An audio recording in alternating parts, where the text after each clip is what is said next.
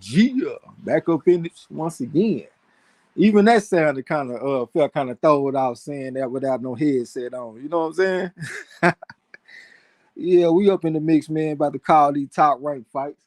The people say they want Jared Anderson and they say they want Shakur Stevenson. So we here to deliver tonight. Got Rough House Boxing TV back on the panel to help us judge the fights. Definitely appreciate him. And it's about to go down. Let me find a live stream real quick. Yeah, man. Yeah, man. Whoever said bet on black on this was a bad weekend for that, man. The brothers been getting their asses kicked this weekend. I don't know what's been going on, man. I'm still in shock. I picked the whole showbox card on Friday and left with 0 points. Didn't get no points out that shit. I'm like, damn, 3 fights and I come out of there with 0 points. Yeah, I'm feeling like trash after that. But salute to Mike Hennigan, though. He said the last shall be first and the first shall be last. He said he ain't come to play with them boys this week. Went out there and got them 2 bonuses on Friday. Yeah, salute to Rod X, the champ in the building. What's up, bro? Yeah, Mike Hennigan did not come to play, man. That motherfucker went off in there. He made some good picks this week. For real. But I know we had a good fight with this Thomas Matisse fight. I don't know if y'all saw that. Thomas Matisse against this guy. What the fuck was his name? Cecina? Ramiro Cecina? It was something like that, man. That was a very good fight. Cecina was giving Thomas Matisse that work. I can't even lie. And I'm over here coaching Matisse, man. Anybody that picked Matisse, y'all need to thank me because I coached the shit out that man. Come back with something, Matisse. Put the right hand on the Matisse. Come back with your hook. And what did he do? Because the referee took a point from him, right? And I thought that was unjust. And he basically needed a knockout. So he came out in the 10th round and went out there and got that shit for his boy, man. I definitely appreciate that. Tiffany Pipes in the building. What's up with it? So came through for that bird's eye view. Love y'all content. Salute to you. My boy Yas in the building. What's up, bro? Let me know how y'all, if y'all can hear me out there pretty good too, because I ain't got no headset in. I'm just talking straight into the phone today. I don't know how that's gonna work when I'm calling the fight though, because I be having the phone sitting on my lap and shit. Champ, right next to champ. Salute, bro. Tiffany Pipes. Salute, sis. Y'all see her. Salute, bro. What's happening? Who Rod X going against this week? I think he going against D-Lo. I think Rod X might be out there serving D-Lo too, because I had glanced at his picks like day before yesterday, and they were looking kind of trash. I said, man, what is going on? And I'm so mad at my boy Joseph Brown. I don't know what the fuck he got going on. He gonna come into the last week of the season for the championship and decide to start going with his gut. Making crazy picks and then hit me up talking about, hey man, you gotta go with your gut. I said, okay. I just went with it, but I ain't agree with it. Tiffany Pipe said, you sound good. Can't tell any difference, sir. Definitely appreciate that, man. Square business. You know, she said, it can't tell no different. That means it's an improvement. Because normally my voice be going up and down and all that kind of stuff. So, yeah, we about to try something new today. But I actually might put the headset back in when it's time to call the fight, though. Because I got the phone sitting on my lap, and I don't know if my voice is gonna carry to my phone on my lap, unless I hold that motherfucker up to my mouth like a microphone or something.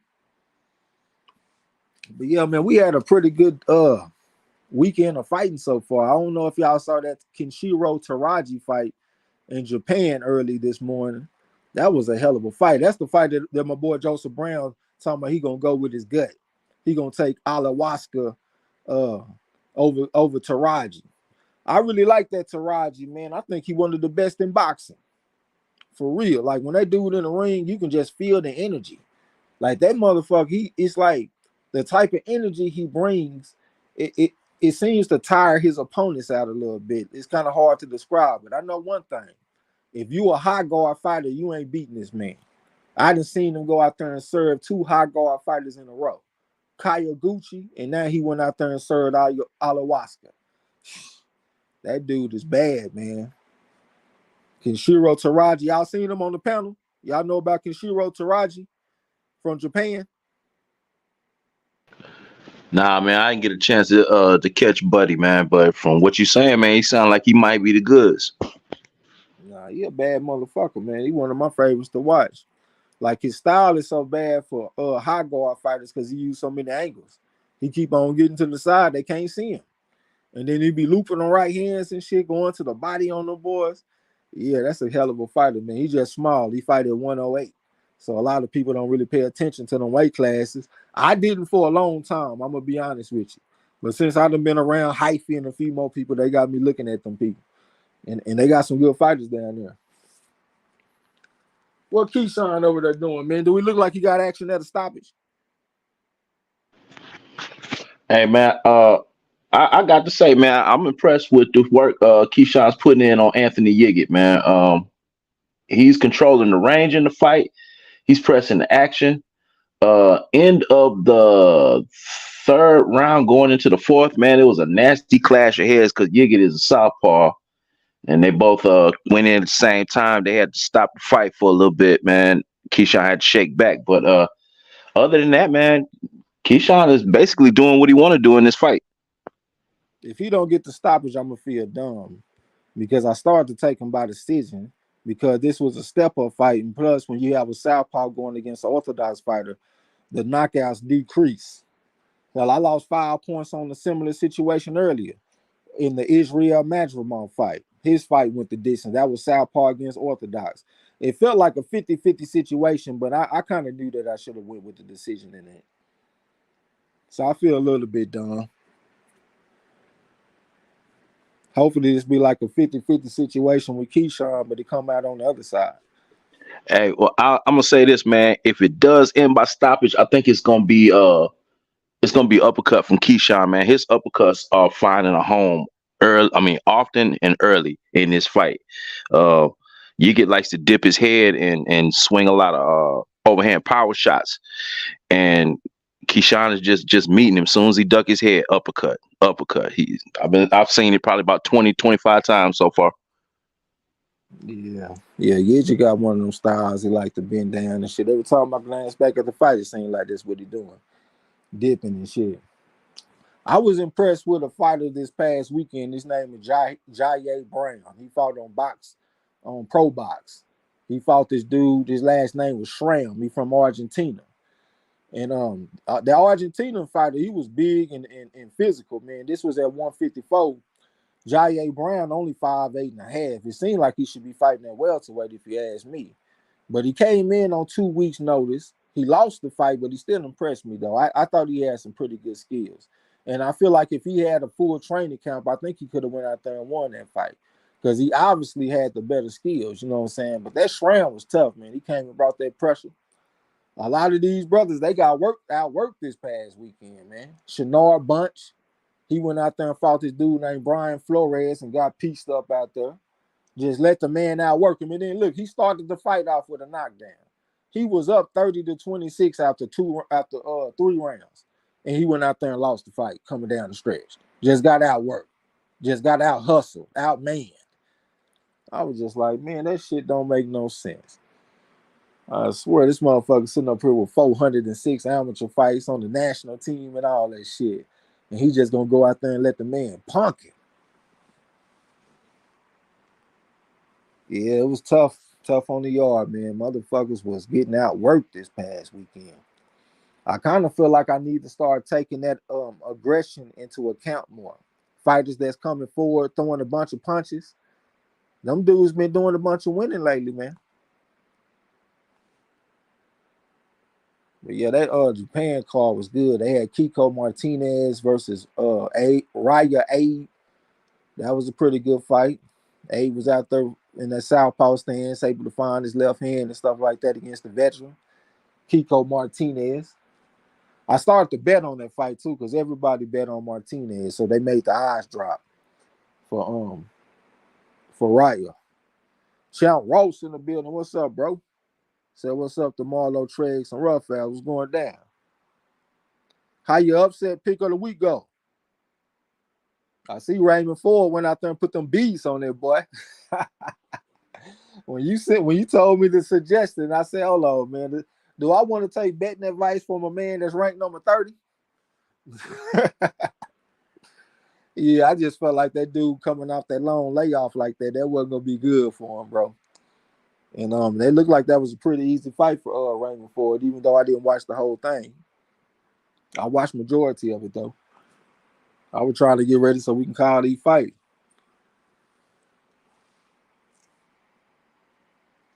It just still looked like he got a bunch of life in him coming down the stretch in the 7th round. Sean Ross said crazy finish currently. Nick and George Hall are tied with a few fights left. All right. Salute to my boy Nick. Go out there and get that shit, Nick. That's what I'm pulling for. I think you said he took ayahuasca or whatever the fuck that dude name. I feel like I'm saying ayahuasca. Alasquaga, I think is his name. But yeah, you told me Nick Harmon picked him and shit. That had me thinking that he might go out there and drop it. But man, I'm pulling for Nick Harmon. Chan Ross said, yeah, my Magdaleno pick was trash. Yeah, that was trash, bro. Hey, I can't say nothing though. I can't say nothing. I took Jair Brown over Shram yesterday. And I bet on it too. I had the whole crew bet on that shit and went out there and fucked that money off.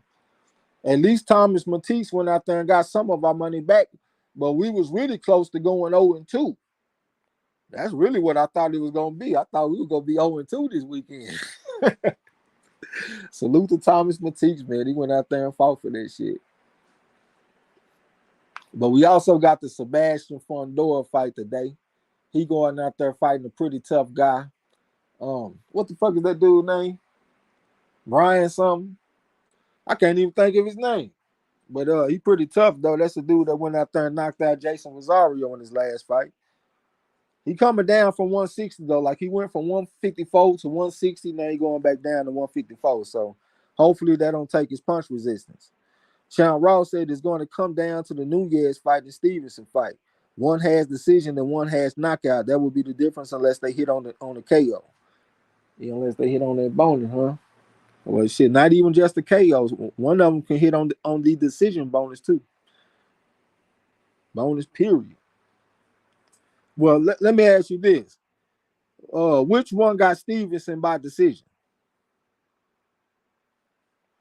I'm really kind of expecting Shakur Stevenson to be in a tough fight tonight.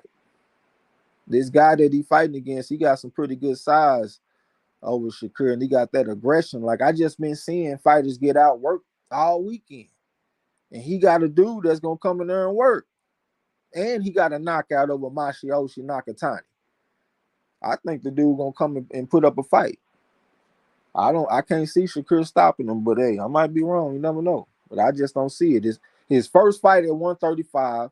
He going up and fighting a tested fighter that's tough, and I'm supposed to expect him to get a knockout in this fight. I don't see that shit. Hey Trey, well I'm gonna say this, man. I'm not expecting a knockout tonight either. Uh, Shakur is normally the guy with the busier hands, the more accurate punches. So I was automatically thinking unanimous decision off top. But if he does get that knockout, that's gonna kind of change my viewpoint as far as Shakur because I've never put Shakur in that power punching category. But maybe his power carries up and translates a little better at 135. We'll see tonight. Man, you ain't got to do nothing but look at his record. The man is like 19-0 with 8 knockouts. There's nothing about that suggests that he's a power puncher. I ain't know what power carrying up. What is he going up with? What is that, about a 42% knockout percentage or something like that? Basically, but he might come in the ring with a slingshot, a rock, and a prayer tonight. We'll see. Yeah, he ain't known for power, man. I routinely take Shakur Stevenson by decision. Even though it have been against tough guys and shit, like what's the name of the dude that got robbed against God damn, man. The last dude that Shakur fought, man. The damn 405 and 15 Brazilian Olympic gold medalist. What is that man's name? That's a damn shame, man. I can't think his name. What's up to my Amazon Angel in the building? That's Miss Alma Brown. She say, what's up to the fellas, Trey X, Brother Marlowe's Corner, Roughhouse Boxing TV, chat, Mars, blessings. Appreciate you coming through. Chow Ross said George Hall has Stevenson majority decision. Harmer has KO 11. What the fuck going? What's wrong with Harmer, man? What the hell made Harmer pick that shit, man? You know he should have took that man by decision. But hey, I can't tell him what to do. Hell, he up there fighting for the championship, and I'm down there ranked at number 8. Salute to my man Derek Bailey in the building. That's a guy that got an outside chance of winning. Well, maybe not, since Chow Ross didn't put him in the discussion. What's going down with you, bro? Short team on deck. Yeah, we got the short team against the tall team and shit this week. I think we putting something together on the cool, except my man Napoleon. He kind of came weak this weekend. I ain't gonna even lie. I'm kicking Napoleon ass right now. We on the same team and we going against each other. I'm kicking Napoleon ass. Uh-oh, nice body shot from Keyshawn and dropped him. I need the points, Chow Ross. Hopefully Keyshawn smell blood in the water. You just look pretty busted up and messed up right now. Hey, what's up to Miss Geneva Warren in the building? We got to get her a wrench, man. She the only person in green and stuff down there.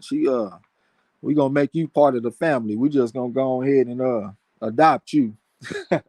That's a bad woman. Chow Ross said I didn't add up anyone below top 3 to be fair. Okay, my man Bailey might be putting something together on the boards then. What did you do? Take a knee, or did he take a shot?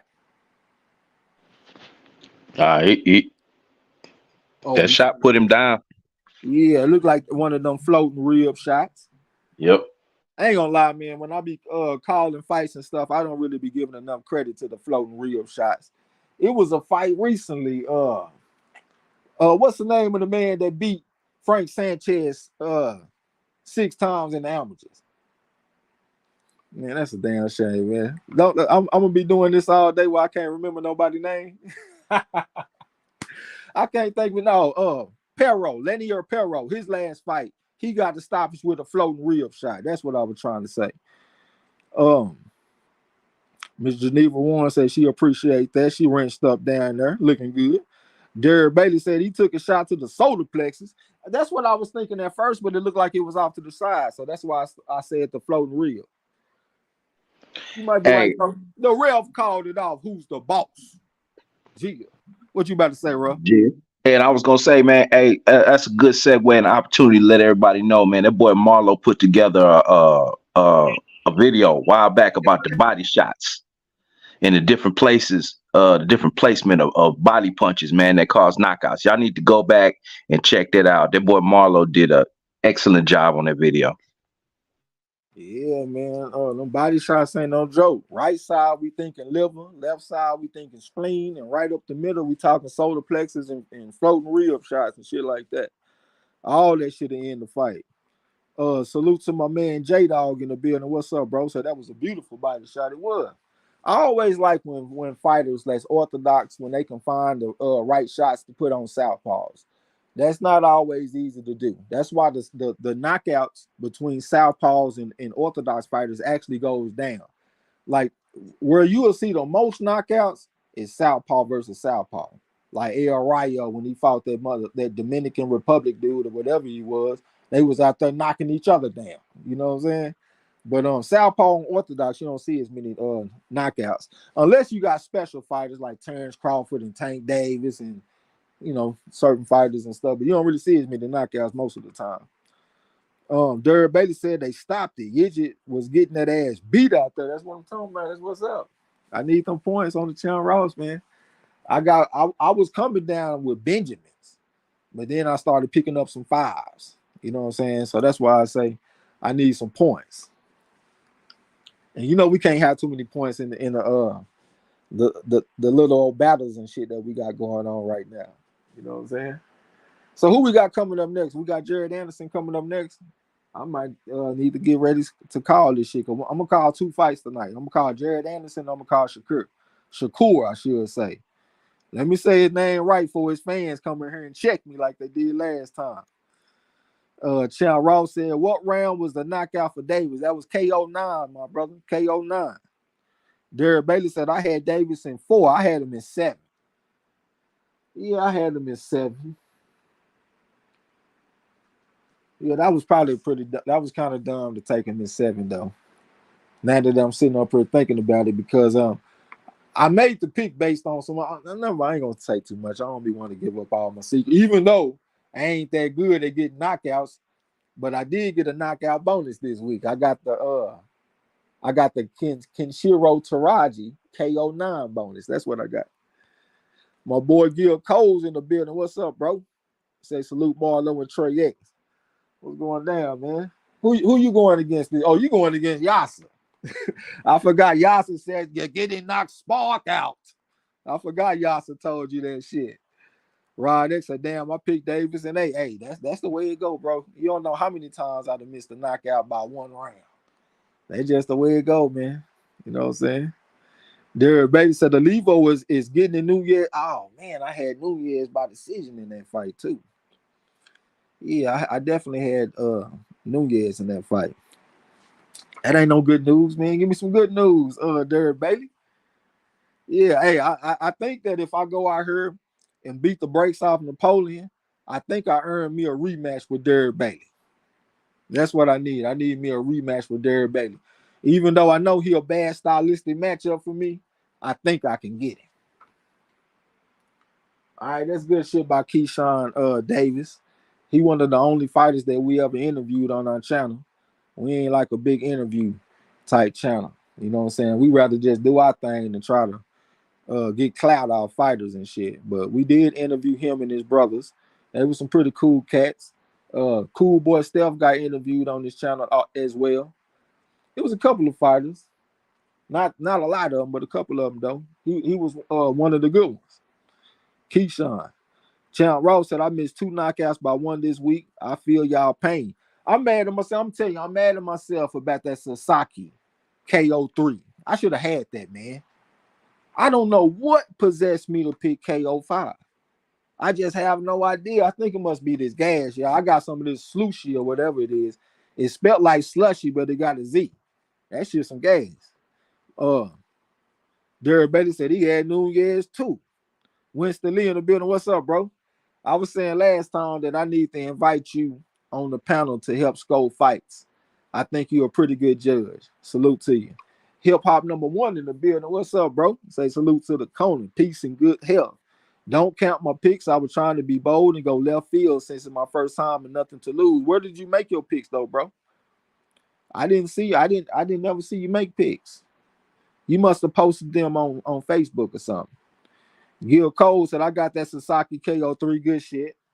Damn, the motherfucking tall motherfuckers went out there and got it. Good shit, though.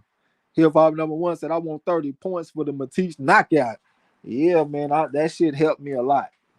I mean, I only got 5 points for it because I picked him by decision. I didn't really expect him to be in a position where he just had to have a knockout. But he went out there and got it. And I did have my little squad bet on that fight. You know what I'm saying? So I definitely appreciate him going out there getting that victory. I thought we was about to go 0-2 this week. I swear. Because we took Jaye Brown over that Shram, lost that, and then we was getting our ass kicked in the Matisse fight. I said, man, we about to go 0-2. Hip Hop #1 said, I think I had Sasaki second round, but my picks be shitty. I picked a bad time to jump in. Nah, you didn't pick a bad time. You picked the perfect time. So you can get in and see how it goes. And then next week, we start the new season. Season 16. You came at the right time. Sweet 16.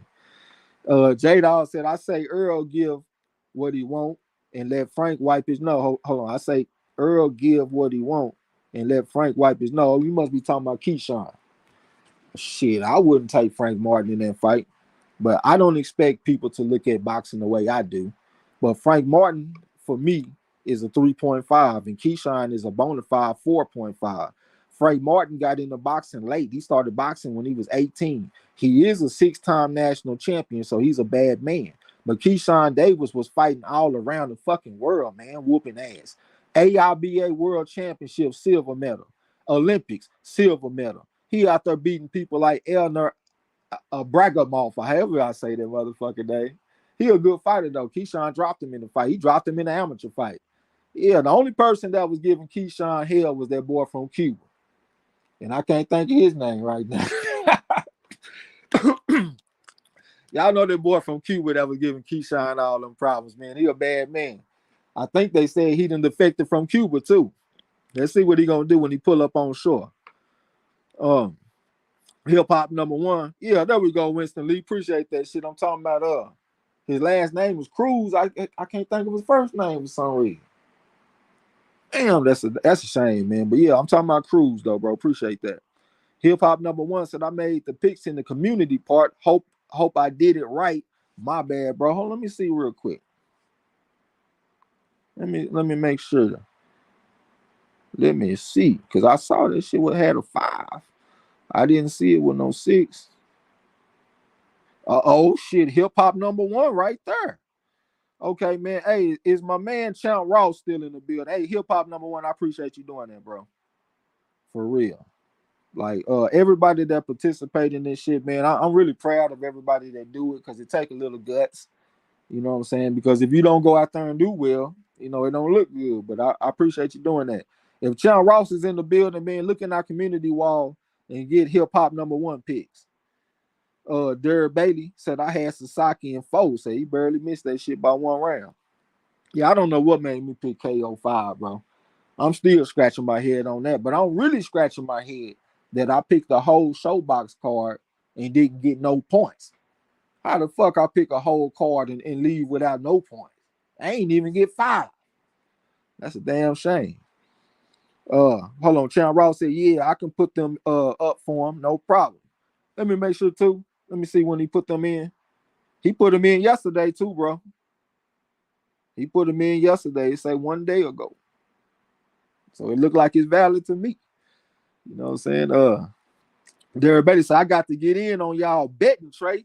Shit, yeah, that's a good idea. I got more, I ain't gonna lie, I got more respect for you after you went out there and did so well this season. Shit, hell, you can be part of the brain trust, goddamn me. We can pick each other brain on these bets. J-Dawg said that's cool, but if you ain't first, you're last. Let's see it. I don't know exactly what you mean by that. I guess you're saying the motherfuckers need to fight and let's see who the best man is. Because I'm not never saying what like the scale is a good place to start. It's a good starting point. But it's not the end all be all. Because I always say a 3.5 can beat anybody. You know what I'm saying? So yeah, Frank Martin got action. But I would lean towards Keyshawn though, me personally though. Champ Ross said, yeah, I can put him in for him, no problem. Hip hop number one said, I'm scared of my picks tonight. That dude from Houston was tough tonight too. Who you talking about from Houston? Is he talking about Raymond Ford? Raymond Ford probably ain't from no motherfucking Houston. What am I talking about? I just remember him fighting in Houston a few times. I don't know what you talking about, brother. Rod next said, ain't Ramirez the guy who beat Shakur in the Olympic? Yeah, that's who beat him. Yeah, that's who beat Shakur, even though I felt like Shakur probably should have got the decision. The way I saw it, Ramirez went out there. Shakur went out there and edged out the first round. It was real close. Shakur was more accurate. Ramirez was more aggressive, but I gave the edge to Shakur. The second round, Shakur went out there and dominated the round. And then the third round, he let Ramirez take it from him with his aggression. He outworked him. But I thought it was enough for Shakur to win. And that's why he started crying after the fight, because he was saying he felt like he won, but he should have made it more clear. I definitely agree with him on that, man. He should have made that shit more clear. Hip hop number one said, I think they said in the gym, the shots just bounce off him. Oh, you must be talking about that motherfucker that fought against Madrimov. I think they said something about him being real tough and durable. I know he was taking all kind of shots from Madrimov, and Madrimov just couldn't get him out of there. And that dude, he hadn't fought since 2021. And he still went off in there and went the distance. But that's also an example of why I say Southpaws and Orthodox, when you get them together, the knockouts decrease. And that's one of them examples. Derek Bailey said, I had Sanchez KO2, and he did it in 1. God damn it, I started to pick KO1. I swear to God, I had KO2 as well. I started to pick KO1, man. I thought that he might want to take it easy and have like a fill-out round and then get it done in the second round. But salute to Frank Sanchez on the first round knockout. Derek Bailey said, that's cool, Trey. Oh, yeah, you talking about the betting. I got you. J-Dog said Keyshawn fought around the world but lost. I'm going with the 6-time national champion, the smoke here in the U.S. anyway. So, okay, let me ask you this. If Keyshawn Davis whooped ass all around the world, you don't think he was winning national championships? In order to qualify to fight around the world, you have to win on the national level. You know what I'm saying? So, yeah, Keyshawn Davis is I don't know how many national championships he got, but he got several. And on top of that, he got all that other shit around the world. But I don't know. You're another one of them dudes that don't want to get in the prediction league. I wish you would get off in there so I could show you. I swear I wish you get up in there. Rod as the champ said, damn, I picked Sanchez in 3. Yeah, it was either 2 or 1 for me, bro. The man that he fought, I think he got knocked out in the first round a few times. You know what I'm saying? So it was either 2 or 1 for me. Hip Hop number 1 said the Bachway I was talking about. Madrimov don't hit the same at that weight, but think he needed the rounds. Yeah, because he hadn't fought since last July. So he could use the rounds against a tough guy like that. But that guy actually been stopped before. I think I learned a lesson. I learned a lesson in that fight. I don't even know if I should share my motherfucking lesson. I don't think I will. Y'all competition, man. I can't be schooling the competition on every goddamn thing I know. Sharon Ross. Hey, my bad. Now, before you go further, man, they doing a lot of advertising right now, man. They got Teofimo Lopez and Josh Taylor. Them boys is fighting June the 10th. And I was gonna pick your brains, see what you think about that. Hold on. Let me go get me a bottle of water because these motherfuckers about to get ready to fight and shit, man. So I'll be back. That's what's up. Yeah, they had Teofimo and Josh Taylor on there talking. The boys are fighting June the 10th on ESPN. So hey, shout out to ESPN for putting that together. Top rank for getting that one. I got Josh Taylor in that one. I'm just gonna go ahead and say it. It's at 142. Yeah, I got Josh Taylor in that one. But hey, y'all put it in chat. Who y'all got? Josh Taylor or Teofimo? Remember, this is 140. So yeah, June the 10th is going down. They got Jared Anderson coming to the ring right now. The real big baby on his way to the ring. Getting a lot of love from the fans. I'm digging that black and gold he's sporting. All right, I'm back. That's what's up. Sean Ross said Sanchez oldest 28-year-old I ever seen. By the time PBC gets him the big fight, he's going to look older than Luis Ortiz. Yeah, he do got an old man look to him to be so young. Hip Hop number 1 said foot movement, very impressive, good performance. I don't know what you're talking about though. I guess he talking about Madrimov. Yeah, Madrimov had a good performance against a tough guy. J-Dog said, but he lost. If you ain't first, you last. Okay, what's the name of the damn Cruz that fought against Keyshawn Davis and beat him several times? Damn. But that guy beat the shit out of Frank Martin in the amateurs. Like, come on, man. That shit wouldn't even be a contest. So you holding that against Keyshawn, that motherfucker Frank Martin ain't beating no damn Cruz from Cuba. Hell nah. See, but you know, that's just an example, bro. It's a difference between J-Dog and Trey X. I just say that, nigga. You know what I'm saying? But you more than welcome then to get in the contest and prove me wrong, though. You more than welcome to do that. I really invite you to do that. Derek Bailey said, but hold on. Derek Bailey said Josh Taylor talking shit to Teofimo. Yeah, I saw a video earlier where he was talking a little noise. You know what I'm saying? That's just his personality, though. But I'm still leaning towards Teofimo Lopez in that fight. I don't think Josh Taylor ever fought nobody like Lopez, like nobody quite as slick and can counter punch and stuff like that. I just don't think. I think that's gonna be something new for him. Byron Bradley, salute to you, brother. Say, gentlemen, how are you? I'm about to get ready to call this fight though, man. So I'm gonna have to get out the chat. I'm doing something new. I guess I gotta hold the fight up and call them. Hold the phone up and call the fight. You coming in loud and clear right now, bro. So whatever you doing, keep doing it. Okay, how about this? Mic check. How I sound right here? Gucci. All right. We're gonna run it then. Hip hop number one. So I got Taylor because I'm Scottish. I ain't mad at it. Winston Lee talking about Taylor. J Dog said, shit, I'll get in there. It's been a while, but I ain't a novice. You done been in there before? Look at that shit. You done been in there before. You ain't even make no noise. I ain't even know you was there. Salute to you, though, bro. I hope you get back up in there. BNB Boxing, what's up with it? Said Teofimo about to get knocked out. I don't see that. I don't think y'all giving Teofimo enough credit for his toughness. And also, I ain't gonna say that either, man. We getting ready to go into the first round, though. I ain't teaching all my lessons. Fuck that. I say it, man. It's hard to knock out people with deep amateur backgrounds. If you really pay attention to boxing and look at the fighters with deep amateur backgrounds, they don't get knocked out most of the time. I hate I even said that shit. I'll be talking too motherfucking much. Okay.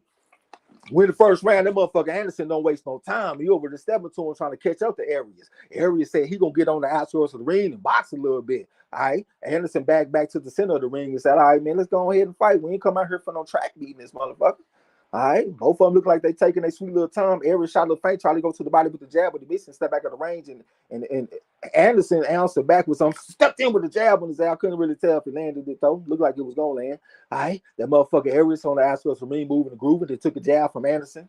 All right, Anderson with another stiff jab to the body from Arias, 2 jabs to the body. I got 2 people with their first name start with an A, so I'm about to struggle with that, y'all. All right, here go a double jab from Anderson, a little bit of head movement shit from Arias, and he stepped back at the ring. All right, lead up hook type pump from Arias, but Anderson ducked up under it, tried to go to the body with the jab. Stiff jab to the body from Anderson. Jab to the body from Anderson once again. He got him in the corner. Stepped in with the jab again, but extra stayed left from Arias. He got up out of there. Anderson stepped to him behind that jab, went to the body with the jab, and Arias tried to answer back with something. Anderson pushed him back with the jab to the ropes and bounced him off the ropes. All right, that motherfucker Arias is on his toes trying to move and groove a little bit, trying to elude these jabs, evade these jabs just coming back from Anderson on his ass. All right, jab from Anderson, looked like he landed. Jab from Anderson once again, looked like he landed that one. Another jab from Anderson on Arias. Arias looks stiff jab from Anderson again, trying to go to. All right, he feinted like he gonna go to the body with the hand, pull the trigger. All right, Arias on the outside of the ring, stiff jab to the body from Anderson once again. So he gonna put that stab on his ass. 3-2 combination from Anderson. Touch with the jab from the orthodox stand. It's Anderson. Arias had to get his ass up out of there. Extra stayed left. He on the outskirts of the ring and shit just moving and grooving. All right, Anderson tried to cut the ring off. Jab right, hand left hook on his ass for Anderson. Arias tried to answer back with something. I couldn't really tell if he landed. It might have been like a short left hook type punch. All right, that motherfucker Anderson got him in the neutral corner, tried to hit him with the 6-3 type combination, but he ain't landed though. He tried to cut the ring off on Arias. Lead left hook to the body from Anderson. Arias said, "Goddamn, get off me!" Tried to answer back with the left hook, but he missed it. Still jab from Anderson right between the guard on his ass. Head moved this shit from Arias. He don't ask for the ring. Now here come Anderson. Still jab for Anderson, but he missed it though. Arias slipped the jab. Another jab for Anderson, but Arias slipped that jab. See, head moved this shit from Arias. Went to the body with the jab, and he stepped back at the ring. Still jab from Anderson. He landed that one. It looked like he anticipated the head move that time. Still jab from Anderson. Once again, another still jab from Anderson. Another jab from Anderson. It's a jab fest in the first round from Anderson. Head moving this shit from Arias, trying to keep his composure. Went to the body with a double jab with his head off the line. Then he stepped back at the ring. That's Arias. Here comes a jab from Anderson. Still trying to cut the ring off on Arias. Arias looking light on his feet. Went to the body with the jab. Looping right hand from Anderson, but he missed a looping right hand to the body from Anderson. Then he stepped back at the range on Arias. Arias tried to answer back with somebody missed it. Jab from Anderson. Head moving the shit from Arias. Arias moving clockwise right now. 3-2-3-4 type combination from Anderson. Jab from Anderson. Another jab from Anderson, but Arias is slipping the jab. Then he tried to counter with a left hook. And it almost looked like Mike Tyson when he fighting against Reggie Gross. That's my favorite left hook in history. All right, the motherfucker Anderson, he acted like he was gonna throw that right uppercut and he didn't pull the trigger. All right, what you think about that shit, bro? All right, what you think, bro? Yeah, that was Jared Anderson round, man, all the way, man. Jared Anderson has one of he has my favorite jab in the heavyweight division, man. I love his jab. It's a popping jab. It moves you and it does damage. He works it up. He works it to the body. So yeah, good round for Jared Anderson. Are you there, bro? I guess he stepped away. Appreciate the message files in the chat and shit, man. DB hit OG in the building. What's up, bro? Salute to you. Hip hop number one said his dad in personal life, big distraction, but he's a great fighter. I guess he talking about Taylor or something. BNB Boxing said Teofimo on the decline with no improvement over the last 3 fights. He's getting stopped out. We'll see. We definitely will see. I wish y'all to get in the competition with us, man. Y'all see this gold medal? and silver medal next to my name. I got that shit from picking fights. Y'all get up in there. I win the second round. Here come Anderson, try to cut the ring off on Arias. Stiff jab for Anderson. Stiff jab for Anderson. Here come a series of jabs from Arias with his head off the line. This shit was kind of pretty. Head booty shit from Arias. He want to ask for the ring. Jab from Anderson. The Arias tried to answer back with the jab was on. Another jab from Anderson. I think that's what that was. Another jab from Anderson, right on the chin. Jab from Anderson again. A wild swinging left hook from Arias, but he missed it though. Jab from Anderson, but he missed it this time. He over the step in the Arias. Head booty shit from Arias on the outskirts of the ring. Jab from Anderson. Jab from Anderson again. Lead right hand from Anderson. Lead left hook to the body from Anderson. That shit didn't feel good. Arias had to get up out there. Still jab from Anderson once again. Another jab from Anderson. Lead left hook from Arias, and he landed that shit this time. That motherfucker Anderson better be careful. Stepped in with a jab, but he took a jab to the body from Arias, and Arias came back with a triple jab this time. I think that's what that was. Jab from Anderson, but the head booty shit from Arias, and he tried to spring again with a lead left hook, but he missed it though. Jab from Anderson once again. He over the step into this motherfucker. You want to put some hurt on Anderson. I'm on Arias right now. Arias tried to step in with like a drive-by jab type of punch. Double jab, right hand, left hook to the body from Anderson. Then he stepped back out of range of the left hook from Arias. Touch him with the stiff jab to Anderson. Another stiff jab from Anderson right between the guard. Another jab from Anderson. He putting a stick on that motherfucker tonight. God damn me. He tried to cut the ring off on Arias. Arias went to the body with the jab, tried to bring it back to the head. Then they got tangled up, and Anderson working the right hand to the body in the midst of the clinch. It's a minute and 41 seconds left to go in the round. Still jab from Anderson. Still jab from Anderson again. Head moving the shit from Arias. Then he sprung in with a left hook on his ass. It looked like Anderson might have been holding the phone. Jab from Anderson. Right hand, left hook to the body from Arias. Then he tried to drive him back to the ropes. The referee just came and broke him. It's a minute and 25 seconds left to go in the round. We're in the second round right now. Jab to the body from Anderson. Jab from Anderson again. Left hook from Arias, but he missed it though. Took a stiff jab from Anderson. Stiff jab from Anderson once again. Jab from Anderson, but Arias slipped a short right hand on the head from Anderson. Another jab from Anderson. Lead left hook from Arias. Then they got tangled up. Referee better come break him. It's a minute and 8 seconds left to go in the round. We're in the second round. Jab from Anderson. Jab from Anderson again, but Arias slipped it. The overhand right type pump for Arias, but he missed it. He's trying to win the lottery with these punches. Jab to the body from Anderson, trying to bring his attention down. Jab was there for Anderson. Lead up hook from Arias, and Anderson leaned back from him like he Jack Johnson in this motherfucker. Then they got tangled up. We got 50 seconds left to go in the round. We're in the second round. And here come Arias stepping to him. Right uppercut, left hook on his ass from Anderson, and he came back with a jab. Jab from Anderson, but Arias slipped and stepped in with a lead up hook and tried to drive him back. Left hook to the body from Anderson. Left hook to the body from Arias, goddamn me. Anderson tried to push him back with the backhand. Loop a right hand type of punch around the guard. Anderson. He just switched southpaw, y'all. Lead right hand from Arias. Left hook to the body from Anderson. Left uppercut to the body from Anderson. He in the southpaw stance right now. He's stepping to him behind that southpaw jab. That's Anderson. Arias giving up some ground to get some ground. He on his toes a little bit on the outskirts of the ring. Here come Anderson trying to cut the ring out. Jab from Anderson from southpaw stance. They both hit each other with right hands at the same time. Left hook right hand to the body from Anderson, but he took a right hand from Arias. He needs to get out that southpaw stand. That's the one thing I don't like about this guy. Lead left uppercut, fell back the right hook, went to the body right with the right hook. That's Anderson. Lead right hand from Arias. And it's the end of that round. It's the end of that round. What you think about that round, Ruff? Another Jared Anderson round, man. Jared's got, along with the jab we already talked about, bruh, it's like his vision. He sees exactly what his opponent is giving him, and he's accurate enough to get there and get the shot whenever the opening comes, man. Good round for Jared. Appreciate the message, Frauds, man. Hip Hop #1 said, I got Anderson by knockout in the third round. Man, this was a hard fight for me to pick. I had KO7, but I kept on going between that and decision. You know what I'm saying? Because I actually got a little respect for Arias, man. I done seen some toughness from him in the past. Right, that's the chance. So Nunez won by UD. I'll take them 10 points. Winston Lee said them looping hooks are getting closer. So the looping right hands getting closer. I just wish the guy stay in the orthodox stance. I don't really like him going southpaw. In his career, the hardest punches I've seen him take are when he in the southpaw stance. I ain't even getting no water.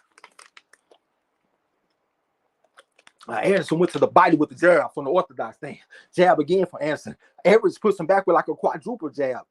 All right, here come a jab from Anderson this time. Head booty shit from Arias. Jab from Anderson once again. Arias is posted up in front of him right now. Looper right hand type punch from Anderson and came back with the jab from the orthodox stand. Stepped in with the jab, but Arias slipped the jab and stepped in with the double jab of his own and pushed it back. Knee right hand from Anderson on this motherfucking ass. Arias went to the body with the left hook, trying to bring it back to the head, then he pushed him back like a bench press. All right, now here come Anderson, a little bit of head move, trying to find the rhythm. Stepped in with the jab, but he got lit up a little bit by Arias. He went to the body with the hook and brought it back to the head. Jab to the body from Anderson. Step jab from Anderson right between the guard.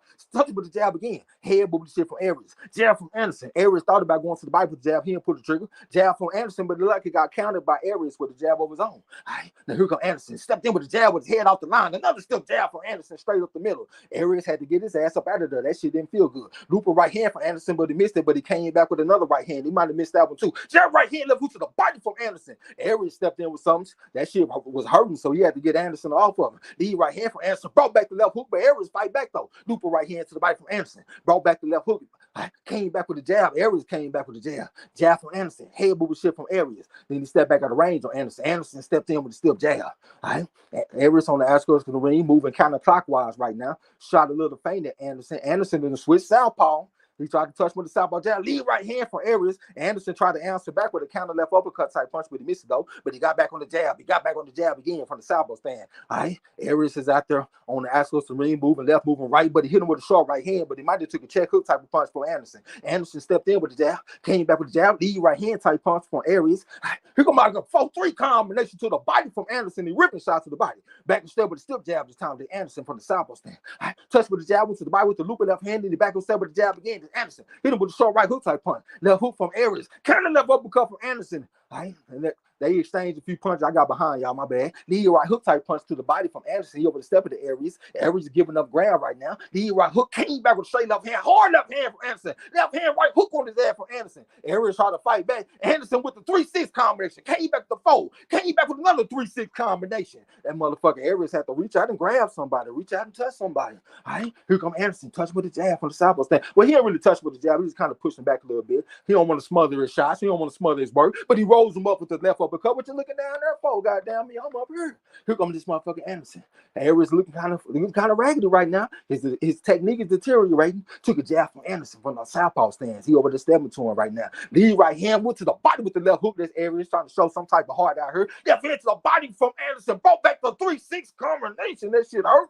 Hey, motherfucker, Arias. Oh my God, this motherfucker Anderson with a 3-punch combination. Anderson is messed up right now. Arias is messed up. Anderson putting hands on this motherfucker right now. And it's the end of that round, man. What you think about this shit, bro? Yeah, man. The real big baby all day long, Jared Anderson, man. Hey, bro, I ain't gonna even lie. From the first round that I saw Aries, something in me told me, man, this dude don't really want to fight. I mean, he wanted to get a paycheck, but he didn't come in there to take nothing, you know. But big baby, man, he did what he wanted to do. Same thing he's been doing first 3 rounds. Another round for Jared Anderson. It's just a difference in class. We got a man that got 9 amateur fights going against somebody that was the #1 ranked heavyweight in the country. It's a difference in class. You know what I'm saying? It is what it is. Arias pretty tough, though. I done actually seen some toughness from Arias. The ref called it off. Who's the boss? Whoever said KO3, you a fucking prophet. Hey, that motherfucker told them motherfuckers to stop the fight. And the ref and the doctor was gonna let it go. That nigga said, don't put me back out there with that boy. You see when he switched to southpaw, he was beating shit out of me. Yeah, he switched southpaw. See, it's one thing if you got the man already kind of worn down and you switch southpaw, like as far as Jared Anderson go, that's one thing. But switching when the man is still fresh, I don't agree with that because I done seen him take his hardest punches when he in the southpaw stance. You know what I'm saying? But you know, he did a great job right there. Went out there and got the stoppage. Let me jump up in the chat. YG Knight, what's up with it, bro? Hip hop #1 going longer than 3 for sure. It looked like it was. Appreciate the mess of frauds from my Amazon Angel. Let me scroll down. There go a link for the Fantasy Boxing Prediction League. Get up in there. Don't be scary. Don't be no coward. John Ross said, link to the league Facebook page for those interested in season 16. The Sweet 16, man. I'm going to get that shit too, man. I ain't coming to play. I should have won fucking season 14. I'm still mad about that. Winston Lee said 3-0. Anderson is looking like a young Foreman out there. You think he's looking like a young Foreman? I don't know, man. I can't call him like a young Foreman. I don't really have nobody to compare him to. Like, he a heavyweight, but he fight like a super middleweight. I don't really have nobody to compare him to, really. He looked like a heavyweight Adrian Broner or something like that to me. J-Dawg said, damn, he did a dance out there. Yeah, he putting them them 3-6 combinations and shit, man. That wasn't feeling good. You know what I'm saying? J-Dawg said it's over. Derek Bailey said they stopped it. D-Bid OG said Ohio, Virginia stand up. Yeah, you represent Ohio, man. Y'all got y'all a good one. I still just don't. I wouldn't rank them ahead of the other guys that's been fighting around the world though. Like if Jared Anderson, if he fought against Joe Joyce, would y'all take Jared Anderson over Joe Joyce? I think that would be his best chance, like against them type of guys. I don't think that Jared Anderson will beat Bakadir Jalalov. It'll be a good fight between him and Ergovich, but I would probably lean towards Ergovich. But him and Joe Joyce would be a hell of a fight. It was somebody else that said they wanted to see him versus Fabio Wardley. I mean, who was that said that? That was big boys boxing. That'll be a good fight too, man, because Wardley very aggressive, man. He gonna come and try to put some hurt on you. And Anderson the same type of way, man. So they'll go out there and go to war. But good job from Anderson, man. Went out there and stopped the motherfucking 3 round. I'll take the 10 points, even though I wanted 17. Okay, so we got one more fight to go, man. Like an idiot, I didn't put my phone on the charger today, so let me put this shit back on the charge until it's time to call the other fight. And let me know how I sound out there too, y'all. How I'm sounding right now. Is my voice steady or is it going up and down and shit? I feel like I'm in a goddamn ghost town. Ain't nobody saying shit in this bitch. Ain't nobody saying nothing on the panel. The goddamn chat dead. Ain't nobody saying nothing. Hey, bro. Yeah, you sound good, bro. Yeah, you steady, man. Hey, this the best you have signed in the last couple weeks. All right, that's what's up. Rod as the champ said Anderson versus Sanchez. That'll be a hell of a fight too. That'll be a hell of a fight, man. I ain't gonna lie, I don't know, man. That's a tough one. Who y'all like in that fight? Frank Sanchez versus Jared Anderson. Man, that's a good fight, man. But I'm gonna tell you, man, I am a Jared Anderson fan, all because of what you said earlier, bruh. And we try to put a comp on him. You know who we compare him to, bruh. When I watch him fight, all I can see is shades of Cassius Clay in his early days, bruh. He moves like he's 3-4 weight classes lower than he really is. You don't expect heavyweights to move and jab and you know and be able to fire off the way he does, bro. And I'm a fan of that. So I'm gonna lean towards Jared Anderson in that fight. But that's gonna be a tough fight because Buddy is good. I know you said Sanchez, right? Yeah. Yeah, Sanchez is a good fighter, man, and I'm impressed with him too. But I just think I think the reason that Sanchez would beat Jared Anderson, maybe he's got just a tad bit more experience on him. That's the only thing. But as far as the actual boxing skills, man, I'm gonna go slightly towards Jared Anderson. What about you, bro? Who you like out of Jared Anderson and Frank Sanchez? Shit, Jared Anderson my guy, but I'm gonna keep it real. I think he a little too green for Sanchez.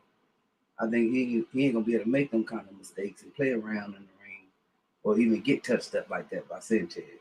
I think that if I really had to pick, I'll be rooting for him, but I think he'll lose to Sanchez. I probably have to pick Sanchez on the Shamrock. Sanchez is a bad man. There's only been one person that ever beat this man in the boxing ring, and that's Lanier Perro. That's it. But Perro ain't that big though. Perro only like 6'2", and he able to beat this man 6 times. This man was 214-6, and all 6 losses came to this one guy, according to boxing scene anyway. I think I'll take Jared Anderson, man, just off his physicality and skill combination. When it comes to Frank Sanchez, because Frank Sanchez is pretty small. He only like 6'4". We can't even trust his age. Like, we really don't even know how old he is. Like Chan Ross said, what 28-year-old y'all know look like that? 28-year-olds normally don't look old like that with the hairline and all that kind of stuff. That man might be 35 for all we know. But ain't Frank Sanchez Cuban? Everybody salute, ain't he? Salute, bro, whatever age they are listing him as, on the fight that night, go ahead and add 10 years to that for any Cuban fighter, because like you said, we do not know. I'm Brown, salute. Sis J-Dub, salute. Hip hop #1, salute. It's good, fam. Yeah, hey. Yeah, I be rooting for Jared Anderson, but I think he play around a little bit too much. And I think Sanchez is smart, man. Smart and dangerous. Okay. Yeah, I think I lean toward Jared Anderson, but hey, that 214-6 ain't nothing to sneeze at. But at the same time, we did see him fight like a bigger heavyweight in FL Jogger, and he went out there and got the job done, and he looked pretty good. But I wouldn't say that they didn't belong in the same ring together. I think that it's a skill gap between FL Jogger and Jared Anderson. Now, I know it ain't all about triangle theories, but they do help a little bit though. Don't ever think that shit don't help a little bit. I'm gonna take Jared Anderson, man. But I won't be surprised, like you said, Marlo, if he might be a little too green. Ms. Alma Brown said, my sound is fine. I definitely appreciate that. Hip Hop #1 said, just recovering from that stellar commentary, my G, man. I appreciate you coming through, checking it out with us, man. Derek Betty said, Brandon Lee about to fight. I think I got KO 8 or something like that for Brandon Lee. Yeah, go on out there and do something for you. Do something for me, for my points. Paul Kendrick, salute, fam. Welcome if it's your first time. I think I seen you before though. Yeah, Champ Ross, salute, bro. Byron Bradley, salute. Yeah, Paul Kendrick, that sound familiar. It's Just Boxing, what's up with it? Say salute Marlon and Trey X, salute to the count. J-Dog said Anderson versus Ruiz ain't bad either. Hell no, that ain't bad. That might be too much. I don't know, man. All them type of fights that we keep on naming at this stage of his career, they probably too much. They probably too much, man. That's a hell of a step up, going from George Arias to fucking Frank Sanchez and to go to Andy Ruiz. And one thing too about Andy Ruiz, man, I think that the performance that he had against Luis Ortiz, I think that performance needs to be studied. That man, he went against the grain when it came to the approach that you fight southpaws. You know, when you fight the southpaw, we need to lead foot dominance. We want to lead right hand and all that kind of stuff, right? This man did the opposite of that shit. Instead of circling to his left, he circled to his right. He said that he felt like that made Luis Ortiz a one-handed fighter. He only had to worry about the left hand. He didn't really have to worry about the hook. So, and he said it made it easier for him to counter Luis Ortiz. I never heard anyone take that approach against a southpaw and describe it like that. You know what I'm saying? So I think that motherfucking performance needs to be studied, man. Best ways to attack a southpaw, for real. J-Dog, okay, read the Hip Hop #1 says Sanchez made that a job. It looks silly, but I think Anderson more. Plus, he younger, absolutely. Paul Kendrick said, Trash, you're sounding good. Keep up the good work. Definitely appreciate that. Hip Hop #1 says, salute to Marlo. J-Dog said, we all know Frank Sanchez is 54 years old. Yeah, he definitely don't look 28, man. That's for damn sure. Byron Bradley said, I'm 100 on my picks. One Stevenson percentage Fundora fight on complete. I don't even know what that means, brother. We're gonna have to try that one again. Champ Ross said, Lee Camper is a firefight so far. Okay, I ain't too surprised. Camper ain't no punk. He pretty tough fighter, like to get on the inside and shit, go to the body and stuff like that. I know he got stopped by Teofimo Lopez, but I got a little respect for him, so I'm not surprised. And plus, Brandon Lee, his amateur record was 181-9, right? But he wasn't fighting on the national level, and he wasn't fighting on the international level. He was fighting like on the local level. So on my scale, I got him ranked a 2. He ain't like them other guys that I got ranked 3.5 and all that kind of stuff. This dude ranked a 2. We're gonna go ahead and real quick where I'm at. Okay.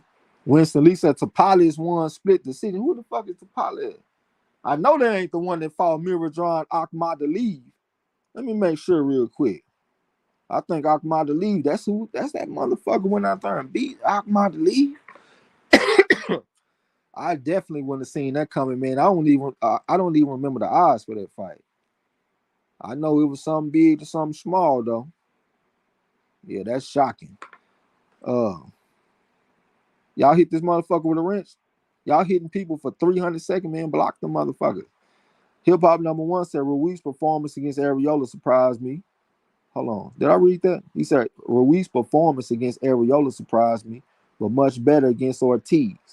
Yeah, it just for me, what made it so impressive was the fact that he was fighting against a southpaw. And a lot of people, like my partner Hyphy, he got respect for Ruiz's southpaw stance. Like he felt like he one of the best southpaws recently.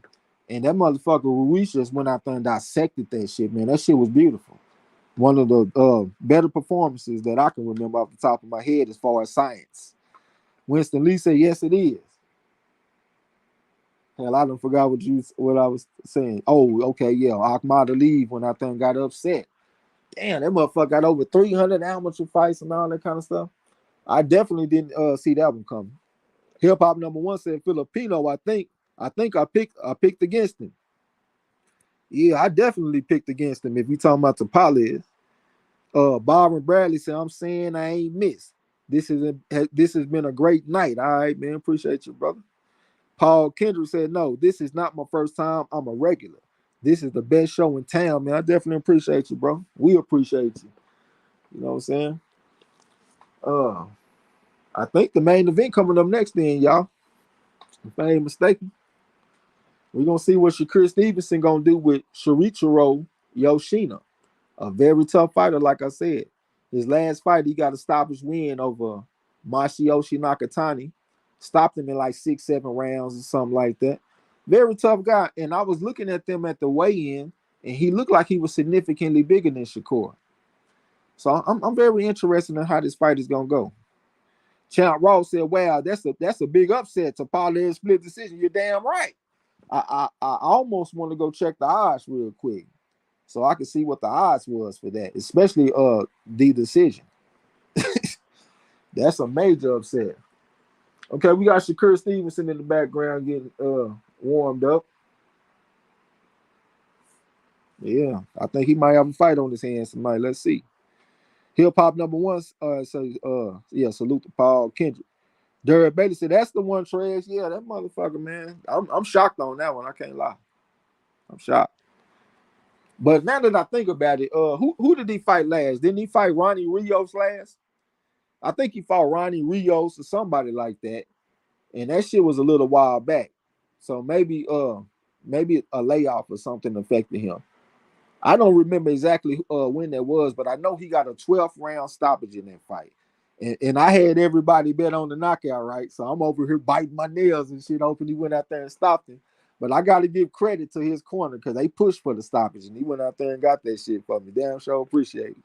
Sean Ross said one judge had 118 to 110 for Ahmad Ali, and the other two had the 115 to 113 for Tapales. All right, shit, that's a split decision all day long. Shit, that ain't nothing but a split decision. Salute to Tapales. You know, sometimes they come to fight like that. It was a guy, the other one. Who was that fought the other day? Appreciate that super chat for my man Hip Hop #1. Say salute to the corner, much respect. Hope we all have a great rest of our weekend. Absolutely. For sure. It was somebody that was fighting tough. Same to you, bro. Appreciate you. Takuma Inui, that's Naoya Inui's little brother. He had a fight this morning for us with Laborio Solis or something like that. And he brought a tough fight to Takuma Inui. I know they had the scorecards extremely wide, but I actually watched that fight, and that dude was bringing some tough pressure. And he was 41 years old, but he came in there and fought like a motherfucker, man. So sometimes these dudes that come with all of this experience, because like, look at this. Tapales, his record was 36-3. And then this other guy, Solis, his record was 35-6. So when we see shit like that, we kind of look past it. Them motherfuckers came to fight. You know what I'm saying? Salute to the OGs. Chow Ross said, counter testing lead, that's for sure. I mean, I started to pick that by decision. I'm really big, like when it's a step-up fight, I prefer to go with the decision. Because the knockout is improving in my mind. Like I haven't seen them knock out anyone on this level. You see what I'm saying? So I normally lean toward decision, but I did take the knockout in this fight though. And mainly the main reason I took it is because I ain't want to lose no ground. I felt pretty sure that everybody else was gonna take knockout. So I just said, since I ain't just sure, I'm gonna go ahead and make sure I don't go backwards. I ain't surprised though, man. Pedro Campo pretty tough. Okay, they got Shakur Stevenson in the background getting gloved up, getting ready to go. Let's see if he gonna show us something special, man, because this weekend I've been seeing a lot of skilled fighters get outworked by rough and rugged fighters. It happened so much that it got me thinking in my mind that maybe I need to start giving more credit to that aggression, because that aggression won fights like a motherfucker this weekend. You know what I'm saying? The motherfucker coming forward, throwing all them punches. Hip Hop number one said, think I got Lee late stoppage, karate chop his ass. Yeah, Lee is Japanese and shit. Known for that power. But like I said, on my scale, I only got him a 2. 181 and 9, but I got him a 2. Shakur Stevenson versus Shuichiro Yoshino. Stevenson was flexing on Yoshino a little bit at the weigh-in, man. Bob and Bradley say facts. I don't know what you're saying facts to exactly, though. What the fuck I do with this damn water bottle? Hey, Trey. Mm-hmm. Yeah, let me interject my little 2 shekels in on this, man. Obviously, I'm going for Shakur. And I'll be honest, I don't know a whole lot about the cat that he's fighting. But the one thing I do know is that I believe Shakur is used to the quote unquote pressure fighters and people that feel like they're going to come in there and steamroll him or, and keep the pressure up. So I think he's kind of adept and adapted at being able to outmaneuver, out footwork, and he's an excellent counterpuncher. So those things, in my opinion, are what are going to be able to carry him over the hump. If his opponent tonight is that high pressure, come forward constantly type of fighter, I think Shakur is going to be able to get himself in the right positions, make him miss, make him pay on a consistent basis throughout the night. So yeah, I got Shakur on this one by UD.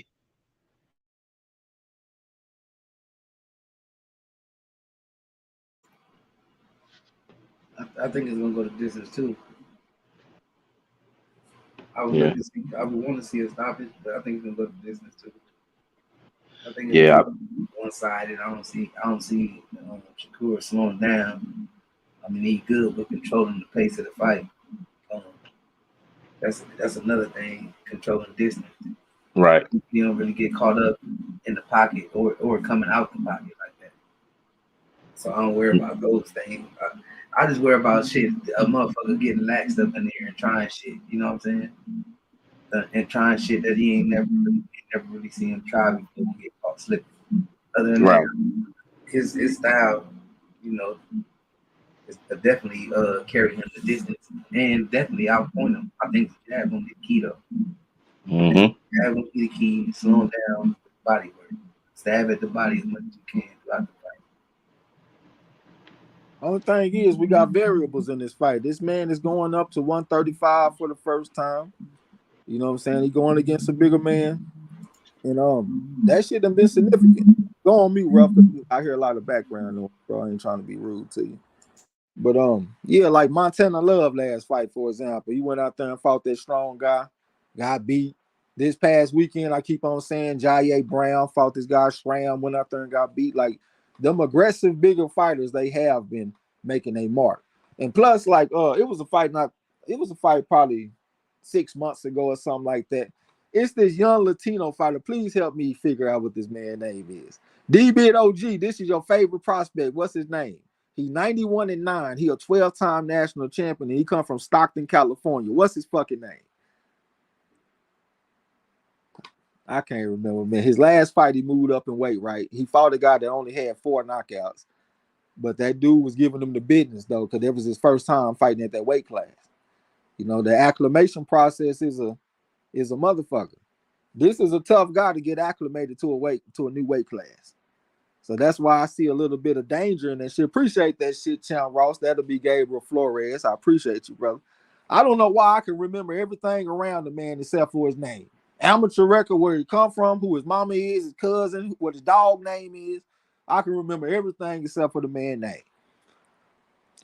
Byron Bradley said, okay, hold on. Hip Hop number 1 said, yeah, no handshake. Hope this is a good one. Matisse fight was great. Didn't know much about that Mexican. I didn't know much about him either. He was tough as a motherfucker, though. I looked up the amateur record and everything. I didn't find nothing.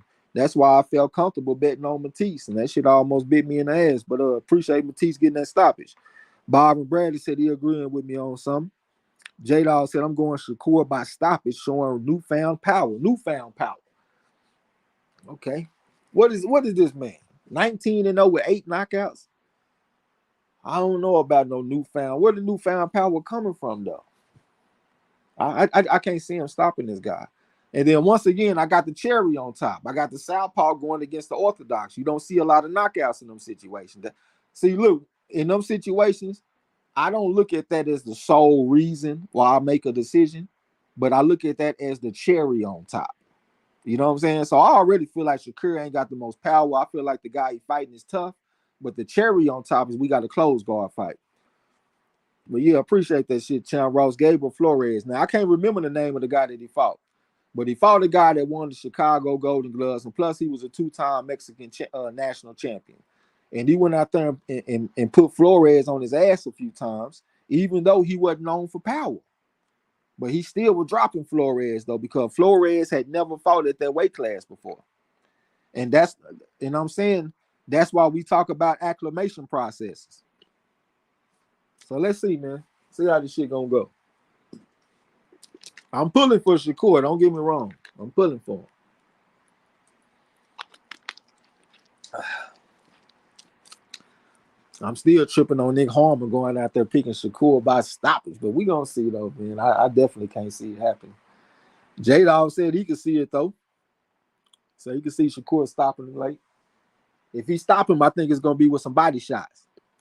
When you have them tough ass fighters like a Brandon Rios, and you fight against Timothy Bradley, get him out of there with the body shots. You probably ain't gonna get him out of there with them head shots. And them Japanese fighters, man, they pretty tough.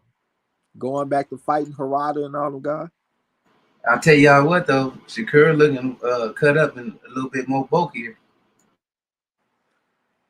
Yeah, that was something that kind of worried me actually. When I looked at him at the weigh-in, I seen it like a little saturation. It kind of reminded me of Lomachenko when he moved up to 130 from 126. It's not nothing that's like over the top. Like Lomachenko, when he went to 135, I definitely felt like he was saturated. And I knew that most of his opponents are going to be a lot bigger than him. I saw a little bit of that in Shakur. You know what I'm saying? To where I feel like it's enough room for his opponents to have a good size advantage over him. But let's see though, man. We're gonna see once they get in the ring. Yoshino is on the way to the ring right now. J-Dawg said Earl stops orthodox fighters with precision shots all the time. Yeah, that's why I always say when it's a closed guard fight, the knockouts decrease unless you got a special fighter. Tank Davis, Terrence Crawford. You can say Earl Spence. Even though Earl Spence don't get the stoppages all the time, why didn't he stop Mikey Garcia? We gonna say because he just wanted to box. He wanted to show everybody he can box. Okay. Hip Hop number 1 said Earl takes ribs and eye sockets. Stevenson is excellent though. Yeah, he excellent. Yeah, Earl Spence is excellent too. But Earl Spence didn't get stoppages all the time. He didn't stop Sean Porter. He didn't stop a few motherfuckers. Terrence Crawford stopped him. Earl didn't. I mean, I still feel like what I say is live and direct. If you got a closed guard fights, the knockouts decrease. Hip Hop, I read that. J-Dawg said, I got to play the anti-trait sometimes, even when I agree. That man said he just going to disagree just for the hell of it, just to keep me in line. Hip Hop number 1 said Earl is one of the best. Yeah, he's one of the best. What is Earl? 135-12 amateur motherfucker fighting all around the world. AIBA World Championship, fighting in the Olympics and shit. It took badass people to beat this man too. I'm talking about oh man. Hey y'all, my brain ain't remember no names today. Oh boy, that fought Zamkavoy, Andre Zamkavoy, and what's the other one? He got the one that fought Charlo. No, he fight like oh yeah, Castaño beat him twice. I forgot about him. You're right about that. Castaño beat him twice. I was thinking about this other guy that got a style like Manny Pacquiao. He real light on his feet and stuff, and he real in and out with his style. I think he come from the Ukraine. Okay, we got Andre Zamkavoy. What's the other one? I can't think right now, y'all. Sorry about that. J-Dawg said it's good learning. Gil Cole talking about Earl, because he a big Keith Thurman fan. Oh man, I'm over here getting frustrated because I can't think of that dude's name. I be getting him mixed up with Sofiane Umiha. That's the dude that beat Teofimo Lopez. He from France, though. I just can't remember this other guy's name. But I know it was two bad motherfuckers that gave Earl trouble in international competition. One name was Andre Zamkavoy, and the other one name was fuck it. Fuck it. I just can't remember. Jesse Marsh, what's up, bro? J-Dawg said Earl ass was bullshitting with the stand and shape and training. Sound like an excuse. Jesse Marsh say salute to the corner, Marlon with Trex and Rough Al. Appreciate you coming through, bro. Y'all know I'm still over here trying to think of that name, huh? Okay, we got Shakur Stevenson in the ring, man. Shakur Stevenson. Hey, he getting walked out by Finesse 2 times. D-Lo, Jesse Marsh. Salute, what's good, fam? My boy D-Lo popped up in the building right on time. What's up, bro? Salute to you. I think you out there getting your ass whooped this week. Who you going against, Rod X the champ? I think you're gonna end up in the backwood. Derek Bailey said Camper giving Lee problems. I ain't tripping, man, because I know everybody pick Lee. If you pick Camper, you're a bad motherfucker, man. I gotta give you props. But I think everybody pick Lee. Yep, I think everybody pick Lee.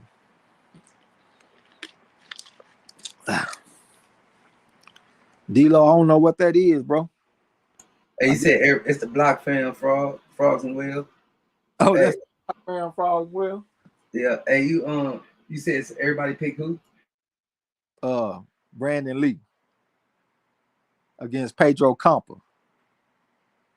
Oh, hell yeah. Yeah, I think everybody pick Lee, man. If somebody pick Pedro Campa, I got to shake your hand. That's a hell of a pick. Okay, man. Look like we about to get the instructions. That ain't the classy Jimmy Lennon Jr., but it's somebody. D-Lo said it's all good. At least I'm swinging, goddamn. Tiffany Pipe said Finesse 2 times. Let's go, Shakur. D-Lo said did Lee lose? He ain't lost officially, but they say Campa getting on his ass though a little bit, giving them a test. J-Dawg said Finesse with mob ties. Yeah. If it ain't mob ties, then it's fuck. Shuichiro Yoshino. Hey, he was walking out to that. It's cool when they do it. It's a problem when I do it. Fuck. Birds of a feather. They fought together to make you a suck. Okay, I'm caught up in the chat.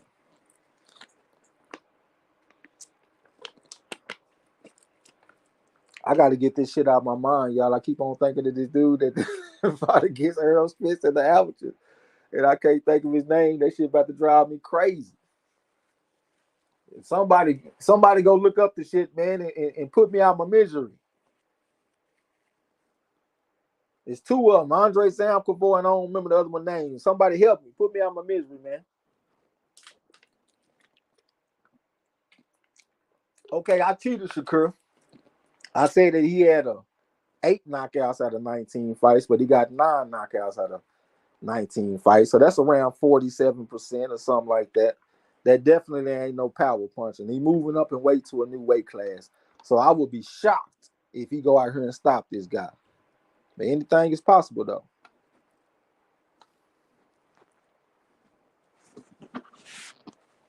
Let me make sure I got everything ready to take scope. They said Brick City stand up. Shakur and Yoshino. Tone Banger, salute, fam. Salute, my brother. What's going down with you? And this one for Raphael.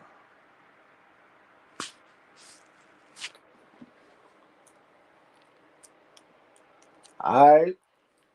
We better start this fight, y'all. We better go into the first round.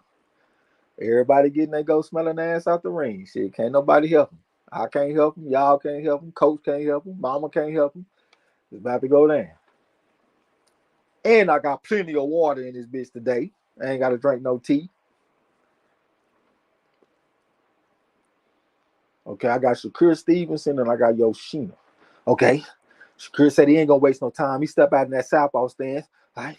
Yoshino said he ain't waste no time either. Try to get on the inside behind the jab against him. Lead right hook type punch around the guard for Shakur Stevenson, goddamn me. Trying to keep him in check with the lead hand. All right. Yoshino shooting a series of feints at Shakur. A little bit of head movement. Trying to get in behind the jab and shit. Ain't paying no attention to no lead for dominance or nothing, but he walking into jabs from Shakur. Shakur just stepping back, countering this motherfucker. I can't even get my mind wrapped around what he doing, y'all. My bad. He's stepping back, putting counters on his ass, though. All right. Lead right hand for Yoshino, went to the body with the left hook. Shakur answered back with the left hand to the body. All right. Here comes Yoshino just walking in a straight line, trying to catch up to Shakur. Shakur asked for the ring. 2, 3, 4 type combination from Yoshino, and that right hand went to the body. Came over top with the left hook, went to the body with the right hand. That's Yoshino. All right, Yoshino posted up in front of him right now. Shakur stepped in with the jab from the southpaw stance. All right, let me get my mind wrapped around Shakur instead of Shakur. All right, here comes like a 3-2 type combination from Yoshino, but he missed it. Looping right, looping left hand around the guard from Shakur and went to the body with the looping left hand on his ass from the southpaw stance. That's Shakur. All right, that motherfucker Yoshino trying to step on his feet so he can plant this motherfucker down and put some offense on him. All right, he trying to get on the inside on Shakur. Lead right hand to the body from Yoshino. Said he ain't gonna be denied in this first round. Posted up in front of Shakur right now. Shakur stepped in with the jab with the body with the looping left hand and backed him up, and he backed upstairs with the jab from the southpaw stand. Then Yoshino tried to jump on him with something, and Shakur showing strength and pushed him up off of him. All right, here come a jab to the body from Yoshino. Little bit of head movement, got the hands are good, but he took a jab from Shakur. A jab from Yoshino. Shakur stepped back, looping left hand around the guard, went to the came back with like a 6-3 type combination. The camera angle was kind of bad, so I couldn't really tell exactly what it was. All right, now here come Yoshino trying to step to him right now. All right, Shakur, this first round feel kind of energetic right now. All right, Yoshino stepping to him behind it, just step jab from Shakur from the southpaw stand, got the defense relaxed. Yoshino tried to catch up to lead right hand, came back to left hook level like a 2-3-2 combination from Yoshino. Then they got tangled up. He ain't landed cleaned up. Looping left hand from Shakur, but Yoshino came back with a jab. Right hand to the body from Yoshino. Lead right hand came back to left hook, but he didn't land it clean because Shakur stopped his progress with a jab, then hit him with a check hook type punch. Then he put the jab on him again. Lead right hand, then you saw ripping shots to the body. That's Yoshino, but he took a counter left uppercut to the body from Shakur. That looked like what Carlos Gongora was doing against Christian and Billy last week or whenever that was. Right? Head moved the shit from Yoshino. Shakur posted up in front of him, came over the top of the lead hand with the jab at the time from the southpaw stand. That's Shakur. Lead right hand from Yoshino, but he missed it. Shakur tried to counter with like 2 shots of his own. Couldn't really tell from his camera angle if he landed. Then he stepped in with a jab and they got tangled up. It's 20 seconds to go in this round. We in the first round right now. The referee just broke him. Here we go. Here comes Shakur. All right, got his hands good. Posted up in front of Yoshino. Yoshino got his hands good, trying to show some knee flexion. Shakur shot the jab up there, but Yoshino slipped it. Yoshino shooting a series of feints at Shakur. Shakur staying at home. All right, Yoshino with the lead for dominance, but he took a looping left hand from Shakur. All right, and it's the end of that round. What you think about that round, bro? I think that was a nice, clean fill out round for Shakur, and the jab looking real strong out the southpaw stand, and it's setting up all kinds of punches. Makes Shakur hit that nigga with all kinds of different shit from all different areas of the circumference around this motherfucker and to the body. Good clean shots. Shakur. What about you, Ruff? Yeah, I edged that one to Shakur. Both fighters did some good things in that round, man. I was really impressed by Shakur's aggression in that round, man, and he went out there and tried to get it, which is a little strange for him. He normally sits back and lets it come to him, but he went out to try to get it, man. I lean towards Shakur. Appreciate that shit, D-Lo. That would be Sarek Sepiev. That's who I was trying to say. That's why D-Lo, my nigga, that's a good friend. Where Winston Lee, I think he had it. Somebody had that shit 1-0. Oh yeah, Winston Lee got it 1-0 for Shakur. All right, we're in the second round. All right. Shakur just keeping him at bay with the lead hand. That motherfucker Yoshino tried to go to the body with something. Looping right hand to the body, but he took a 6-3 combination from Shakur for his trouble from the southpaw stand. Still down from Shakur straight up the middle on his ass. That shit didn't feel good. All right, Yoshino shooting a series of feints. Shakur stayed at home. Lead up hook from Yoshino, but he missed it. Almost got countered by Shakur, but he fell down. The referee coming to dust the debris off the gloves. All right, now here comes Shakur. Goddamn me. Trying to come over top the lead hand with a right hook, but he came up the middle with a straight left hand from the southpaw stand. Shot the jab at the lead right hand from Yoshino, trying to come back with something on Shakur. Right? He trying to get on the inside on Shakur. Bull against the Matador, and they ripping shots at the body. Try to come back with stir with the left hook. He actually did that in the last round. He was able to get on the inside on Shakur. So let's see how that's gonna go as the fight goes. All right, here comes like a 2-1-4 combination from Yoshino with the 4 going to the body, jab to the body from Shakur. Back and stir with the jab. Lead right hand from Yoshino. Jab from Yoshino came back with the right hand. He didn't land that last right hand. Right hand to the body from Yoshino on his motherfucking ass. All right, try to step on his foot and plant him down. Shakur getting up out of there though. All right, touch with the lead hand this time. That's Shakur. Jab from Yoshino. All right, then it was kind of raggedy exchange right then. All right, here go a jab from Shakur Stevenson from the southpaw stand. Hit him with a hard left hand this time. That's Shakur Stevenson after a series of jabs. Touch with a jab again. That's Shakur. Tried to hit it with a check hook type punch. Went to the bite with the left hand. Backward step with the left hand from the southpaw stand. Another left hand around the guard from Shakur Stevenson. All right, Yoshino said he ain't going nowhere. Still jab from Shakur Stevenson. Sweep a right hand to the body from Yoshino. Tried to get on the inside on Shakur, but Shakur stepped back on his motherfucking ass and walked him into a jab. Then he turned and changed the angle. Right hand from Yoshino said you ain't going nowhere. Went to the bite with the right hand, back and stir with the right hand, counter left hand from Shakur, and down goes Yoshino. Counter combo breaker. Get up, you son of a bitch. Old school combo breaker. He said he's showing some power. J-Dog down there feeling good. Talking about, I told you he was going to show some newfound power.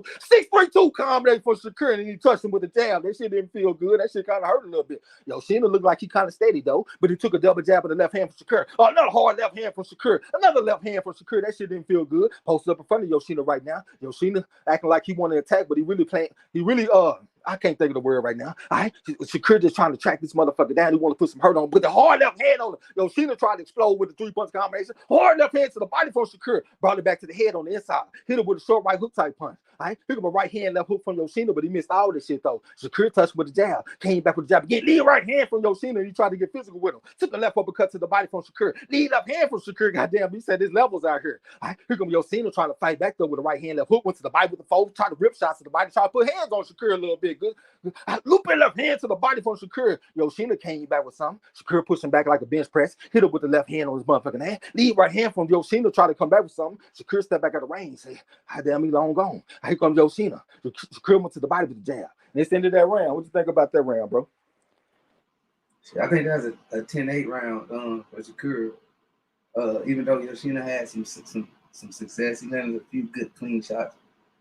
One of them like a straight to the body. But other than that, Shakur was most definitely controlling him with the counters and the leads on Shakur round. What you think, Rob? Yeah, 10-8 round. Shakur, man. Hey, he set that punch up perfectly, man. Right as Yoshino was stepping in, he didn't even see it coming, bro, and walked right into that shot. And yeah, he's continuing this aggressive mode. Beautiful boxing. A variety of punches and combinations, man, and that jab is leading the way. Shakur round, love it. Appreciate the mess of frogs. J-Dog talking about, I told you, I said what I said, but one flash knockdown don't really just prove the point, in my opinion. If you go out here and get this dude out of here, I would say that you was right. But for right now, I can't quite say that you was right, but you looking like you might be right. All right, we're in the third round right now. Looping left hand from Shakur. Yoshino might have been holding the phone. Lead right hand from Yoshino to try to come back with the forward. He missed it. Took a jab from Shakur. Lead a hook type pump from Yoshino. Try to come back with the jab at the time and change the angle. Here comes Shakur. Looping left hand to the liver area from Shakur. Lead left hand upstairs from Shakur. It's right between the gloves on his motherfucking hand. Head boot shit from Yoshino. Bob and the weed got on the inside, went to the bite with the foe. Try to come back with something. Took a check hook from Shakur. Lead left hand from Shakur. Lead left hook went to the bite with the right hand. Back and stuff the left hook. That's Yoshino. Took a left uppercut to the body from Shakur. Yoshino fight back though, right hand on his motherfucking ass. Lead left hand to the body from Shakur. Lead right hand on stare from Yoshino. Try to fall in with something. See, he falling in with these shots looking kind of raggedy. Here comes Shakur stepping to a lead left hand right between the glove from Shakur Stevenson. That motherfucker, Yoshino pawing his gloves, pawing shots out there. Took a 3-punch combination from Shakur. Shakur came back with something on his ass. Yoshino tried to come back like a 2-3 type combination, but it was kind of raggedy. Lead right hand, went to the bite with the right hand. That's Yoshino tried to come back with something on Shakur. Shakur touched with the jab, went to the bite with the right hook on his ass. Came with stir with the right hook, then he pushed him back like a bench press. Looping up hand around the guard for Shakur Stevenson. Here comes a jab from Yoshino, trying to pull down the lead hand to come back with something. Looping up hand to the body from Shakur, and Yoshino complaining to the referee. So Shakur saw that as weakness because he's been talking to Andre Ward. Went to the body with the left hand, broke back the right hook. That's the reverse Tony Zell combination from the southpaw stand. Then here comes Yoshino trying to push him back with the lead hand, trying to push him back to the ropes. Said he's gonna do some work. Went to the body with something back and stuff. Left hook came back with the foe. Took the left hand to the body from Shakur. Hard left hand from Shakur. 2-3 combinations from Shakur. Get your goddamn ass off me. Here comes Yoshino. Looping right hand. Came back with the right uppercut. Looked like he George Foreman going against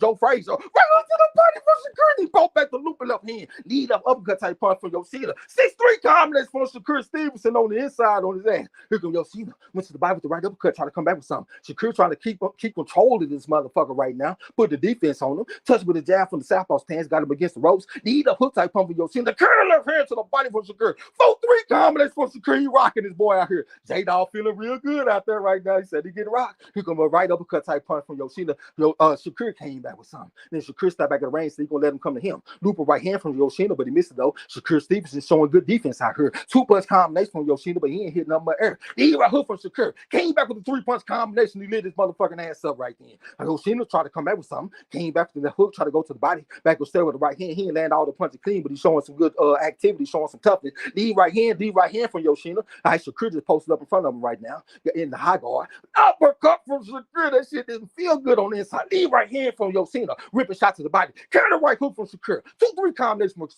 from Shakur. Looping left hand around the guard from Shakur. Hard up uppercut. He broke back the right hook on his ass. That's Shakur. Here comes Yoshino. Double jab right uppercut on his motherfucking ass. He ain't going nowhere. Lead up hook from Yoshino, but he missed it. Tried to come back with something. Took a jab from Shakur from the southpaw stand. Lead right hand from Yoshino, but he missed it. That motherfucker Shakur looked like the bull against the Matador right now. Touched with the jab. Yoshino tried to jump on it with something, and it's the end of that round. What you think about that round, bro? I think Shakur making this motherfucker a straight up mismatch and definitely showing a nice display of power, but power and accuracy. Another Shakur round, wasn't no knockdown. Shit, you might well call that one a 10-8, the way he was beating the brakes off that boy. Shakur round. All right, what you think, bro? Yeah, man. I think what we said before the fight is exactly what's coming to fruition. Brilliant counter punching from that boy Shakur, making him miss, making him pay. Fast hands, accuracy, able to get to the mark and get whatever his opponent is giving him. He's able to take advantage of that, man. Shakur being Shakur. Appreciate the message for all in the chat. Tom Banger said Shakur about to take this dude out. And look like it. Hip Hop number 1 said he beating the heart out of him. Hey, it might be a towel, y'all. Don't be surprised. Oh, yeah, that ain't out the question. For sure. It's more than one way to skin a cat on. All right, here go a jab. All right, lead right hand type pump from Yoshino. We're in the 4th round and shit right now, y'all. Carry the left hand from Shakur. 3-2 combination with the left hand, go to the body. And he back on stare with the jab. Head moving shit from Yoshino. Went to the body with the right hand. Back on stare with the right hand. That's Yoshino. Took a check hook from Shakur. Another check hook from Shakur. 4-3 combination from Shakur. 3-4 combination, my bad. Then he touched with a jab from the southpaw stand. That's Shakur. Jab from Yoshino. Jab from Yoshino. Right hand to the body from Yoshino. Brought it back to the head. Carry the left uppercut from Shakur. That motherfucker like Buster Douglas when he fought Mike Tyson. Then he got back on that jab. But Yoshino said he ain't going nowhere. 3-6 type combination from Yoshino. Ripping shots to the body back himself with the right hand. That's Yoshino. Shakur controlling with the lead hand. Don't put that stiff on him. Right hand from Yoshino. Right hand from Yoshino. Right hand to the body from Shakur. Looping up hand from Shakur. This shit down there spent his head off like a top of this motherfucker. Left uppercut from Shakur on this motherfucking ass. Jab from Yoshino said he's showing toughness out here. Came on top of the left hook, but he missed it though. Shakur just controlling with the lead hand. Right hand from Yoshino. 5-2 combination from Yoshino. Said he gonna fight back. Shakur stepped around so he can get the lead for dominance and change the angle. Lead right hand from Yoshino. Try to come back with something. Shakur went to the bite with the looping hard left hand. That shit didn't feel good. Right hand to the body from Yoshino. Hard left hand from Shakur. He came back with a 2-punch combination. That's Shakur. Right hand left hook on his ass from Yoshino. Rip a shot to the body. Back with stub or something. Knee right hand from Yoshino. Check hook from Shakur. Touch with the jab like stiff arm from the southpaw stand. That's Shakur. All right. Got in close so he can get physical with him a little bit. Yoshino tried to come back with something like a lead right hand. Lead right hand once again trying to push him back. That's Yoshino got his hands are good in the high guard. Now he bobbing and weaving trying to push him back to the ropes. Then he stepped in with like a 4-punch combination, ended with the left hook to the body. Jab to the body from Shakur, stabbing him to the body with it. Lead right hand from Yoshino. What was that? 4-3 combination from Shakur. The referee was in the way, y'all. My bad. Jab from Shakur. Looping right hand from Yoshino. Left hand to the body from Shakur.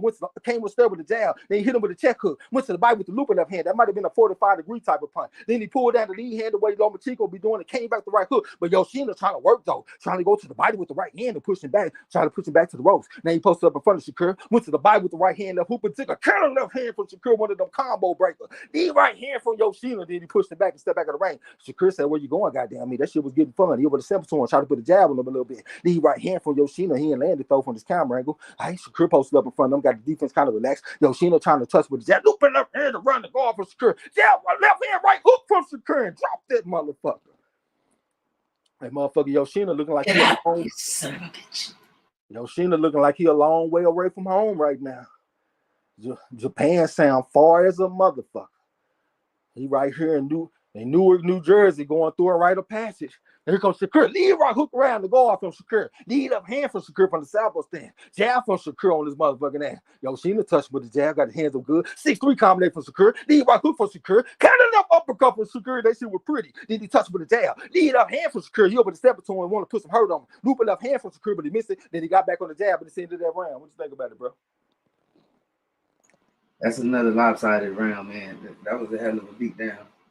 We're gonna see if this boy is able to come up out this corner after that round, because he was getting touched a whole hell of a lot. I like the counters to the body though; those looking real clean and real effective. But 10-8 Shakur. What about you, bro? Yeah, same here. 10-8 Shakur, man. One thing that I've been seeing in this fight is Yoshiro, when he's trying to initiate his offense, bro, 75% of the time he's getting met with something and he's having to reset and restart his offense, all because Shakur is got those active hands, those accurate hands, and it's not like he's never able to really get his game plan started and flowing. And Shakur just counters him and counters him and counters him and just keep hitting that reset button. And he got to start from scratch again, bro. Shakur round 10-8, easy work. Appreciate the message crowds in the chat. That's why we call Shakur a world breaker. I mean, a world beater. That motherfucker been fighting around the world, winning gold medals and shit. All right. Jab from Shakur, a little bit of head movement shit from Yoshino. We're in the 5th round and shit right now, y'all. Shakur trying to rehearse shots the way Lomachenko was doing, not Lomachenko, but Rigondeaux was doing against Tion Kennedy back in the day. He rehearsing shots. All right. Check hook from Shakur Stevenson. He ran right into it. Lead right hand to the body from Yoshino. Lead up hand from Shakur, goddamn. He from the southpaw stand. He stepped back at the range of Yoshino. Yoshino trying to get on the inside. Bob and Weaving stepped in with like a 1-2-1-2 type combination. Kind of left hand to the body from Shakur. Brought it back to the head and he stepped back at the range as he exited the clinch. Check hook from Shakur. Left hand to the body from Shakur. That's that Terrence Crawford shit. That's what he did against Sean Porter. Right hand up hook from Yoshino. That was like a Tony Zell combination. Took a right hook from Shakur and a hard up hand. That's Shakur Stevenson, goddamn me. Now Yoshino just falling in with shot. That's probably keep on falling in. 6-3 combination. Came back with the 2. That was Shakur Stevenson. All right. Here come a right hand left hook to the body from Yoshino. He's stepping on his feet, trying to plant him down, trying to find it with the jab from the orthodox stand. The right hand from Yoshino. All right. He's stepping to Shakur in the straight line, get down low and try to go to the body with some, but he ain't really got no power. 4-3 combination from Shakur Stevenson from the southpaw stand, and he got back on the jab a little bit so we can keep him at bay. Stepped in with the jab again from the southpaw stand. Lead right hook around the guard. Came back with the left hand on his motherfucker. Now that's Shakur. Lead left hook from Yoshino, but Shakur ducked up on it real smooth, looking like Pernell Whitaker out there. Right hand to the body from Yoshino, but he took all kind of hell from Shakur for that shit. Yoshino said he gonna show some toughness and came back with a combination. Carried up uppercut from Shakur. Then they got tangled up. It's a minute and 28 seconds left to go in the round. We're in the 5th round right now. Referee just came and broke him. Here we go. Here comes Shakur stepping to him in the high guard right now. Posted up in front of him, said he's going to outman the motherfucker right now and get physical with him. Yoshino just falling in with all kind of hard shots and shit, but he missing everything. 4-3 combination from Shakur. Both back to 4 again on his ass. Kind of right uppercut from Shakur from the southpaw stand. Did he touch him with a jab? 6-3 combination. Went to the body with the 6 on his ass again. That motherfucker Yoshino is showing toughness, though. He falling in with all kind of body shots and stuff. He trying to make his presence felt, but he getting outclassed out here. 6-3 combination from Shakur. Lead right hand from Yoshino. Try to come back to the right hand again. 4-3 combination from Shakur. Then he touched him with the jab. All right. Here comes Yoshino. Came back with the double jab right hand. Then he came back with a 1-2-1-2 type combination. That's Yoshino. Right hand to the body from Yoshino. 3-2 combination to the body from Yoshino. Right, Shakur trying to keep him at bay with the lead hand. Right hand to the body from Yoshino. Jab left hand from Shakur Stevenson. Now he laughing and smiling, grinning like a jack-o'-lantern the way Jim Lampley used to say. Putting all kind of hands on that boy. Right hand from Yoshino. Right hand from Yoshino. Try to come back with something. All right. That motherfucker Yoshino still coming, though. Shakur ain't putting nothing on him to deter him from coming. But he came back with a 4-3 punch combination, 2-punch combination, putting all kind of hands on this boy. All right. Here come Yoshino trying to come back with some kind of left hand to the body from Shakur. He brought back the right hook to the body in the midst of the clinch. See, that's that Andre Ward shit when he was fighting against Kovalev. When he getting in the clinch and shit, he was bending his knees and digging them body shots. That shit was pretty. But here come a 4-punch combination from Yoshino, kind of left uppercut from Shakur, and he touched him with a jab and he sent it that round. What you think about that round, bro?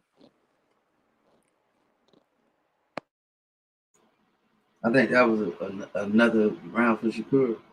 Basically, was way more accurate. Old boy looked like his punches was never going to be effective, even if he did win. Shit, lopsided round for me. Shakur round. What about you, Ruff? Yeah, same here, man. I got Shakur easily in that round. You made the point that what's the name? Yoshiro wasn't getting anything from Shakur that was gaining his respect, so to speak, and he keeps trying to come forward and walk through him, man. That's gonna be his demise, bro. I said UD in the beginning, this fight ain't going all 12, man, because Shakur gonna catch that dude with something, because he comes forward with his head down, like you said, falling in, and he gonna fall right into something that's gonna make him go night-night. Shakur round 10-8. I win the 6th round. Go on mute. I head moving this shit from Yoshino. Try to come with a lead right hand type of punch. The camera was kind of fucked up. Lead right hand to the body from Yoshino. Shakur Stevenson trying to keep him at bay with the lead hand a little bit.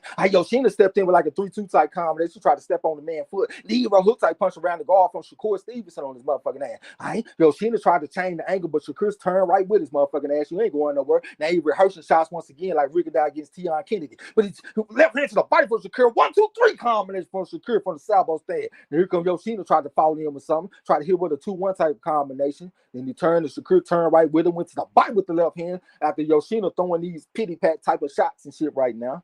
All right, here goes Shakur.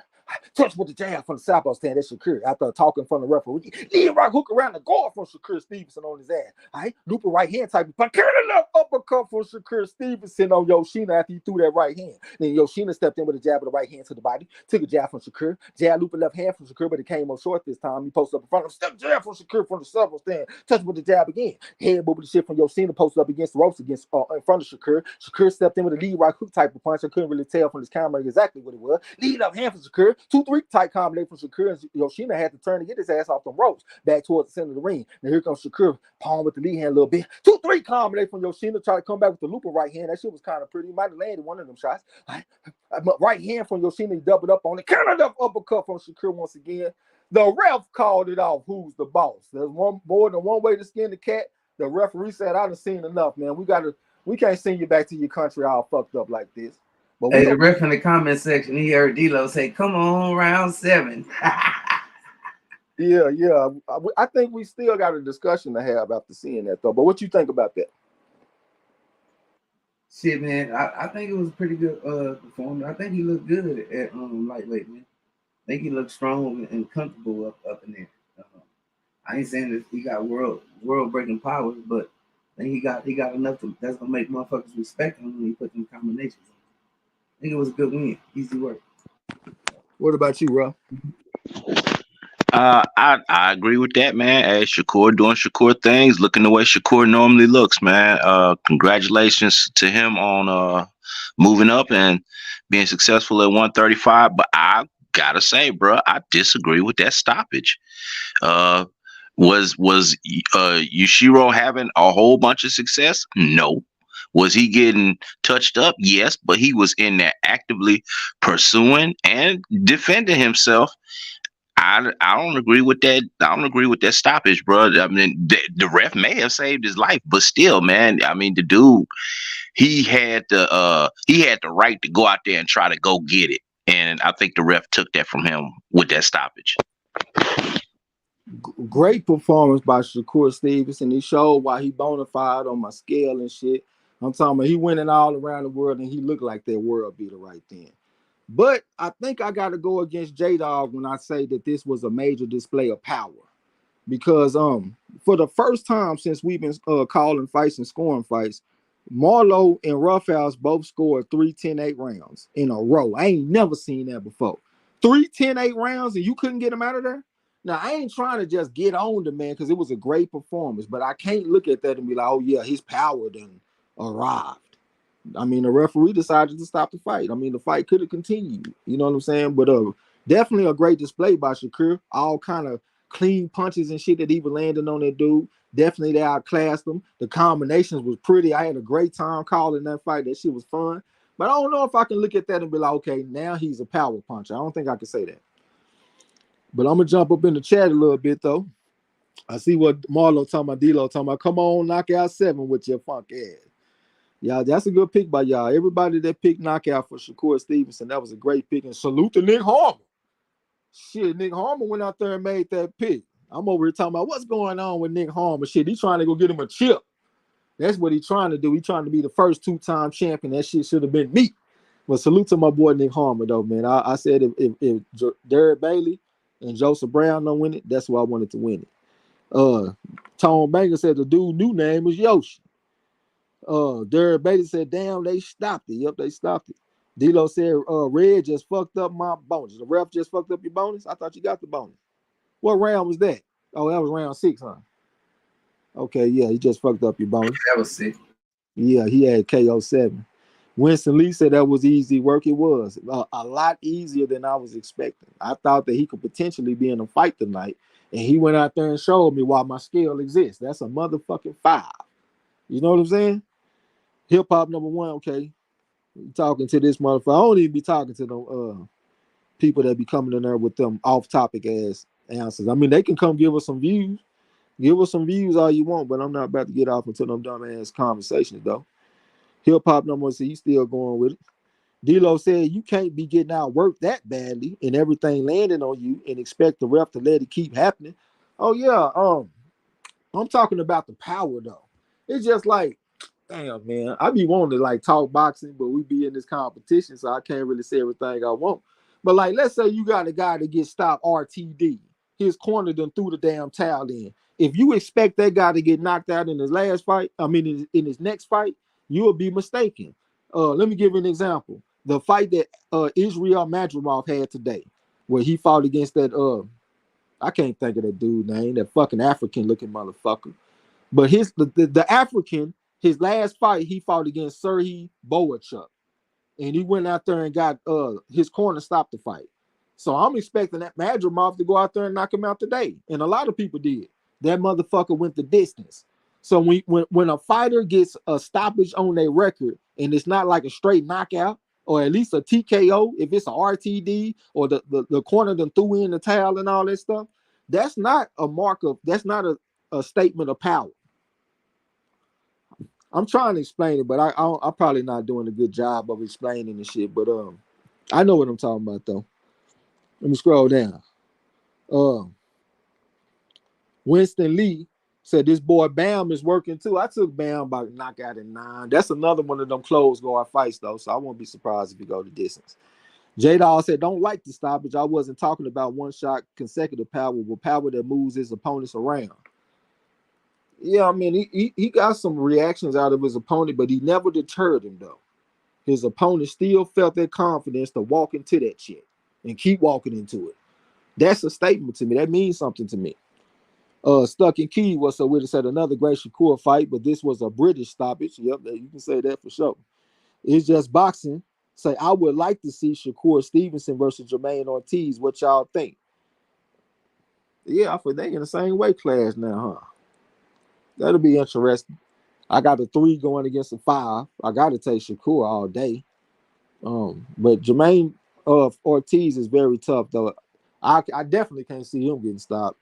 I've just seen all kind of toughness from that motherfucker. D-Lo said I think he was on his way out. Somebody about to say something? D salute, sis. I said I was gonna say, I think Ortiz would lose by decision though, something like that.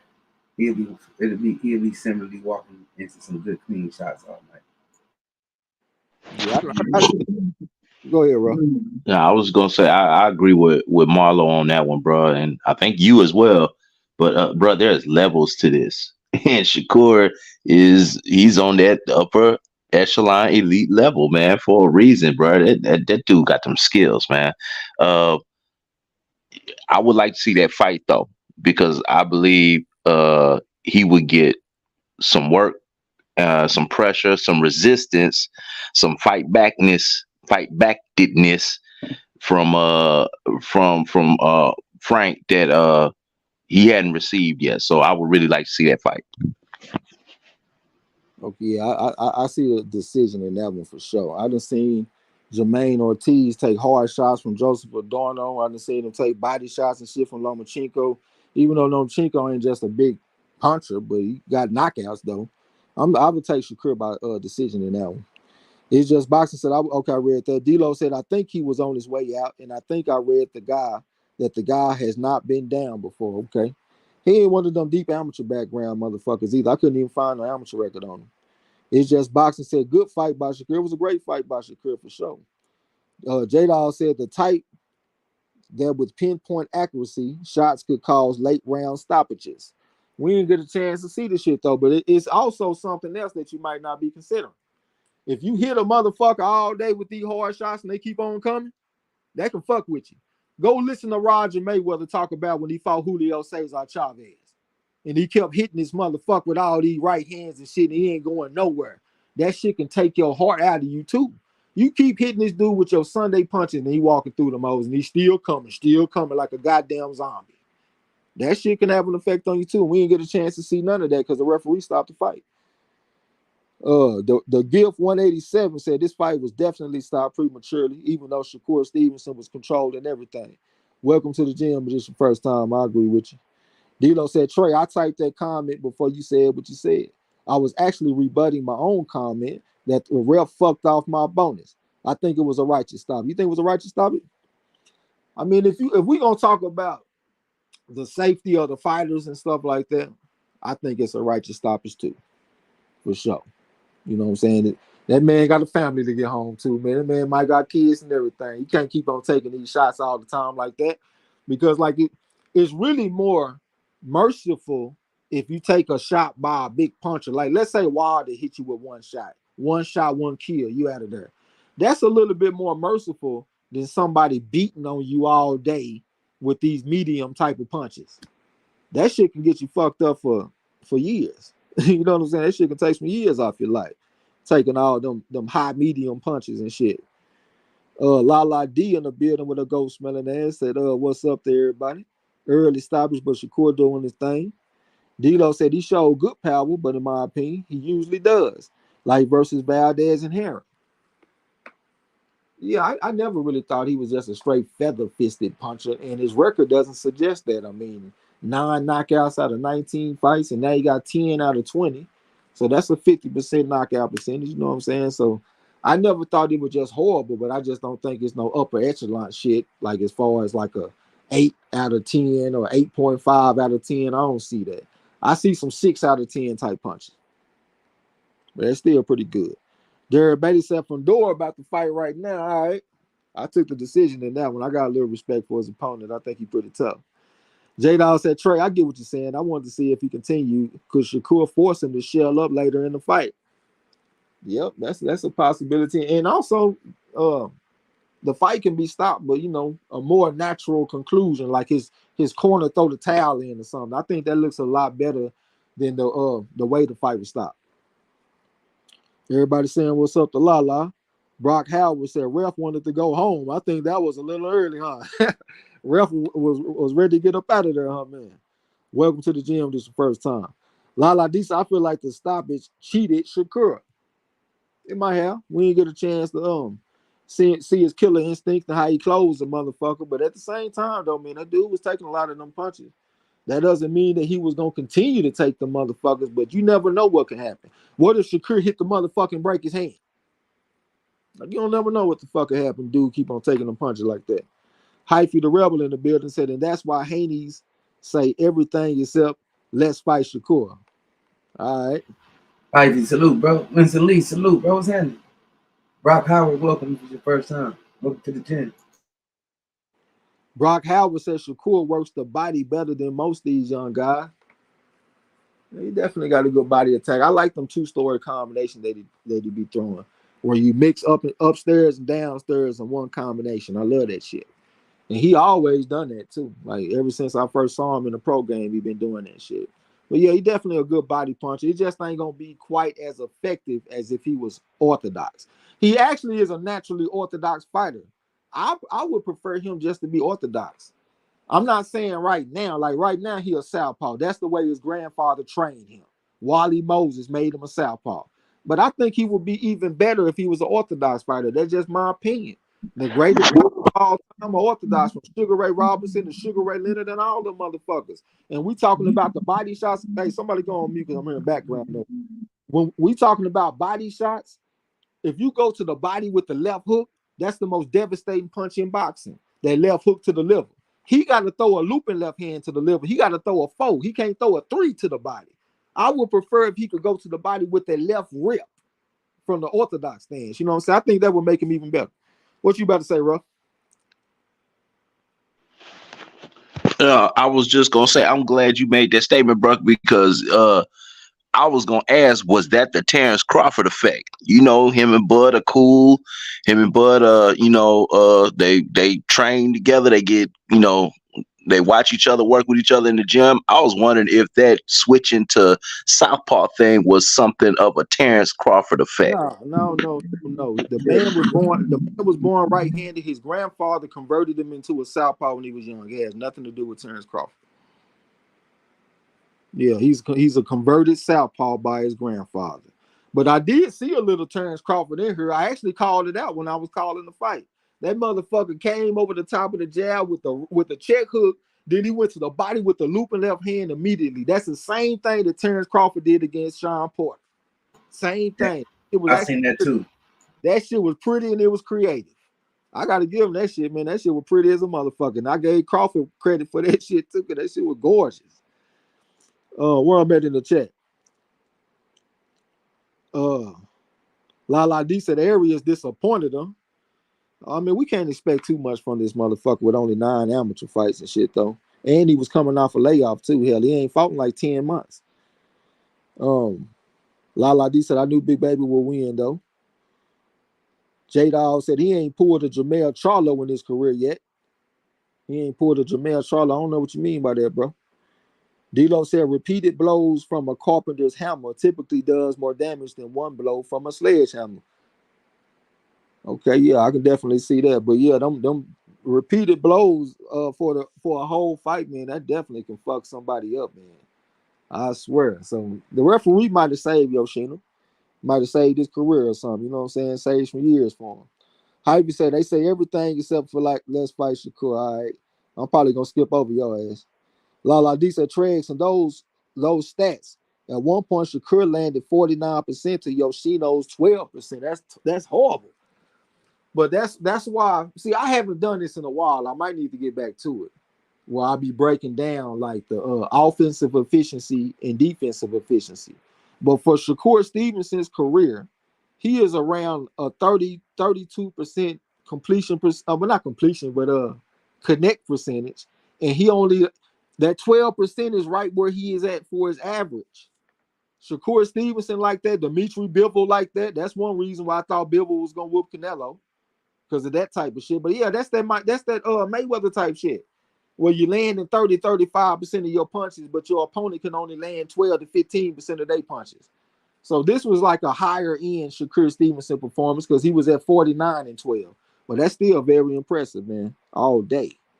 Brock Howard say, appreciate y'all, man. We appreciate you for coming, brother. D-Lo said the dude was taking him and they were taking his ass in exchange. He got real acquainted with the canvas tonight. Yeah, he got dropped twice in the fight. Even though I will give him some credit though, because I thought he had pretty decent recuperative powers. Once he got up, he didn't look real shaky and fucked up and stanky legging out there to me. He got dropped, but they looked like flash knockdowns, especially the first one. The first one was a single shot, straight left hand right on the chin. That's a flash knockdown all day. The man didn't get up wobbling. He didn't get up stumbling. He didn't get up none of that shit. He got back into the fight. So I'm going to give him some credit for his recuperative powers. The gift says Shakur power comes from when he's throwing combinations. But when he has to throw just one shot at a time, he lacked that kind of power because he doesn't really step into his punches like that. And plus, also, when you got the two-story combinations, it can distract your opponent. Like when you start low and end high on their motherfucking ass, you got them looking down there, then you finish up top with a shot that they don't see coming. And then he be changing angles and shit on the motherfucker. And by him being a southpaw, he also can use that step around where they step around the lead foot to get to the dorsal side. That's what Lomachenko does from the southpaw stand. That's why he's so successful with his footwork. He step around the lead foot, get to the dorsal side to where you can't see him, and then he can hit you with shots that you don't see coming. And I see a little bit of that from Shakur too. Bob and Bradley say, nope, what you disagree with, bro? Lala D said quite a few converted southpaw. Yep, it's a lot. It's quite a few of them out there, from Shakur Stevenson to Demetrius Andrade. Who else? Shit, there's a few of them. If I see it long enough, I could think of some. That's why I got into the habit of watching people sign autographs, because that seems to be the best way to determine which one is they lead. Terrence Crawford too. Yeah, we can say that about Terrence Crawford. He broke his hand, right? Yeah, and then that's how he ended up converted. Yeah, we can say that about him, because BoxRec officially has him listed as a southpaw. And we do see him in the southpaw stand, what would you say, 75% of the time? He might fight orthodox for 3 out of 12 rounds, and then the rest of the fight is southpaw for the most part. So yeah, we can say that. Upload, salute, fam. Haplotype in the building. What's up with it? Salute to you. Hold on. Brock Howard said, I saw some Terrence Crawford too. You see a little bit of Crawford in there? I saw some Crawford and I saw some Andre Ward.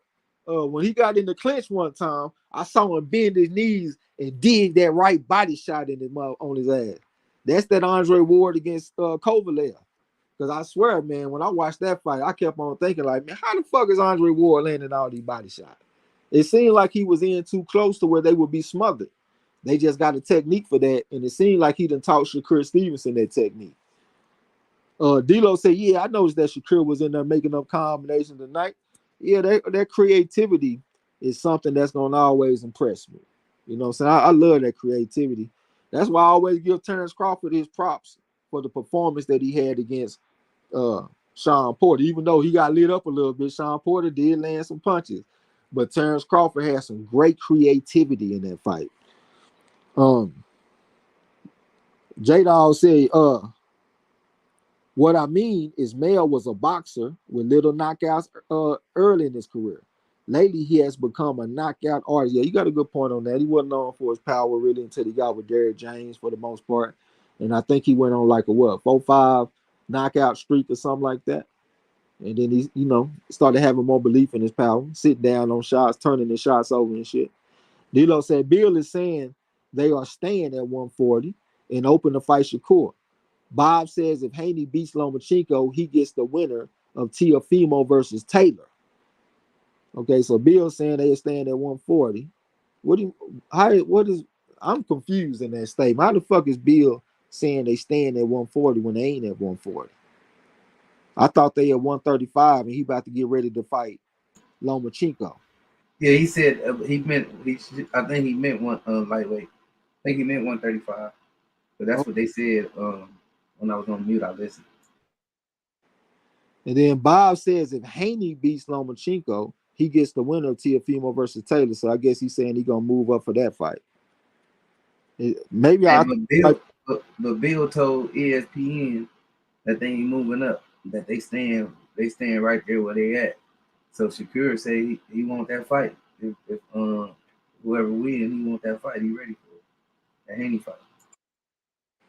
okay, and he's saying he wanted that 135, right, for all the belts.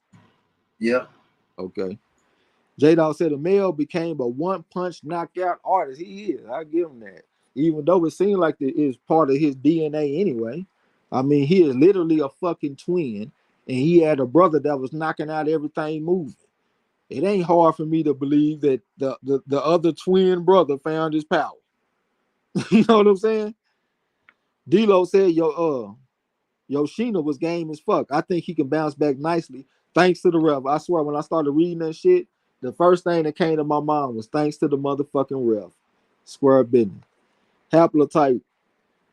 He said, just got here. What did you think of that stoppage?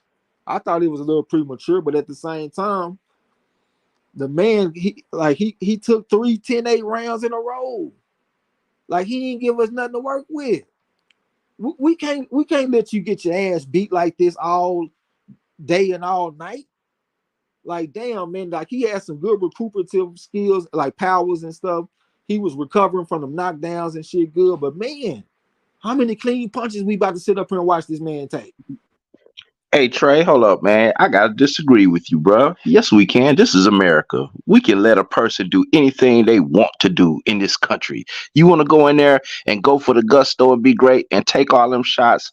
Come to America. We can let that happen. You know what I'm saying? Now I'm being sarcastic, but I will say this. Looking at that last round again, like I said, over the course of the fight, he took some good shots from Shakur. But at no point was he turning his back. Was at no point was he like defenseless, not able to defend himself, dropping his hands. At no point was he, you know what I'm saying, seeming like he wasn't engaged in trying to attempt to win this fight or be in the fight competitively. And the ref just took that from him, man. And could he have saved his life? Yes. I mean, but like you said, could he have saved Shakur from breaking his hand and then Yoshiro coming back and doing his thing in the second half of the fight? You know, maybe we won't know. But congratulations to both the fighters for everything that they did tonight and for Shakur pulling it out. But I disagree with the stoppage. Like, I respect everybody's opinion, but this is my first time I ever scored a fight on the corner, and we got 3 10-8 rounds in a row. 3 10-8 rounds in a row. The man wasn't even getting 10-9 no more. Like, he was getting lit the fuck up. Even you was scoring that shit 10-8, rough. I'm just like, man, shit. You got to give us something to work with. It looked like he was just out the fight. Like, he didn't have a chance to come back and do nothing unless he was going to win the lottery and land something lucky. Like, 3 10-8 rounds in a row. Can I get a 10-8, then 10-9, then 10-8? Why I got to get 3 10-8s in a goddamn row? Like, I don't think he left us no choice, man. I ain't trying to sentence the man to death. D-Lo talking about, yes, they deserve to die, and I hope he burn in hell. We ain't going to do him like that, bro. Let the man get back to Japan and go spend time with his wife and family and continue his career. Because it looked like he was on his way to some, what's that word? I can't think of the word, but he was on his way to some fucked up shit, man. Taking them punches like that all day, all night. Hey, I'll tell you what he was on his way to. The upper room. Yeah. With Jesus. and getting hit with everything. Looping shots, straight shots, body shots, jabs. I'm talking about everything landing on this man. And it looked like he was going to continue to do the same thing all night. It ain't like his corner was giving him instructions to where he was making adjustments. He was doing the same thing all night. It's like, we going to repeatedly watch this man run into a brick wall over and over and over again before we save him from himself. And that's just what you got to do sometimes, man. Sometimes you got to save and fight from himself. And I think the ref did that. So I thought it was kind of early or whatever because it was just a round. But if I'm looking at a man just took 3 10-8 rounds, I can't complain too much. Okay, where I'm at. Let me scroll down. D-Lo said Mel became a 65 punch knockout, or I think that's what he's saying. Brock Howard said De La Hoya converted to Orthodox from Southpaw. Yep, he absolutely did. Him and Miguel Cotto, which is a very smart thing to do because Southpaws have trouble getting fights. So that's why I think it's kind of crazy if you take a naturally Orthodox fighter and convert him to Southpaw. So he can be avoided and shit. Because that's what happens with Southpaws if you look in the history of boxing. I mean, just think about it. Think about the top fighters of all time. And I'm talking about fighters, you know, Joe Louis, we got Muhammad Ali, we got Harry Greb, we got Sam Langford, we got Henry Armstrong. You can throw Roberto Duran in there. Roberto Duran was a bad motherfucker. But what I'm trying to say is, how far do we got to go before we get to a Southpaw? You know what I'm saying? Southpaws just don't get the same opportunities, man. So that's why I think it's better if you let an Orthodox fighter be Orthodox. And plus, when it comes to the body shots, when they can dig that left rip to the body, that's very powerful, man. Look at what Miguel Cotto was doing early in his career. He was stopping people with them left hooks to the body. Okay, the Gift said he agree with somebody. Moody Treyweather, what's up, bro? Salute to you. Appreciate you for completing a full season in the prediction league. And for everybody that's in there, if y'all want to get in the prediction league and compete against us and win prizes and all that shit, just let us know and we'll get you up in there. But appreciate Moody Treyweather. Salute to you. Brock Howard said, y'all watching Fundora? I'm going to turn it over there, but most of the time, I don't really get a chance to watch all the fights when we call fights, man, because I'll be off in the chat interacting with the people, you know what I'm saying? But I'm going to turn that bitch on. I don't think I'm going to call it, though. What round they in the fourth round? That motherfucker Mendoza looked like he already got a little bit of weariness on his face. But I know him to be pretty tough, though. But the only thing is he went up to 160 and he came back down to 154. So let's see if that took some of his punch resistance away from him. D-Lo said, stand at 135. I got you, bro. J-Dog said, Bill said they stand at 135. D-Lo said that Lomachenko was talking about fighting Inouye at 126 and shit. I did see that. I think I saw that on Boxing Scene. D-Lo said the ref told him like 2 rounds earlier, you got to show me something. So the ref basically told him that after the first 10-8 round. He told him that, then he gave him 2 more 10-8 rounds. Like how many chances you supposed to get from the referee? He told you 2 rounds ago you got to show us something.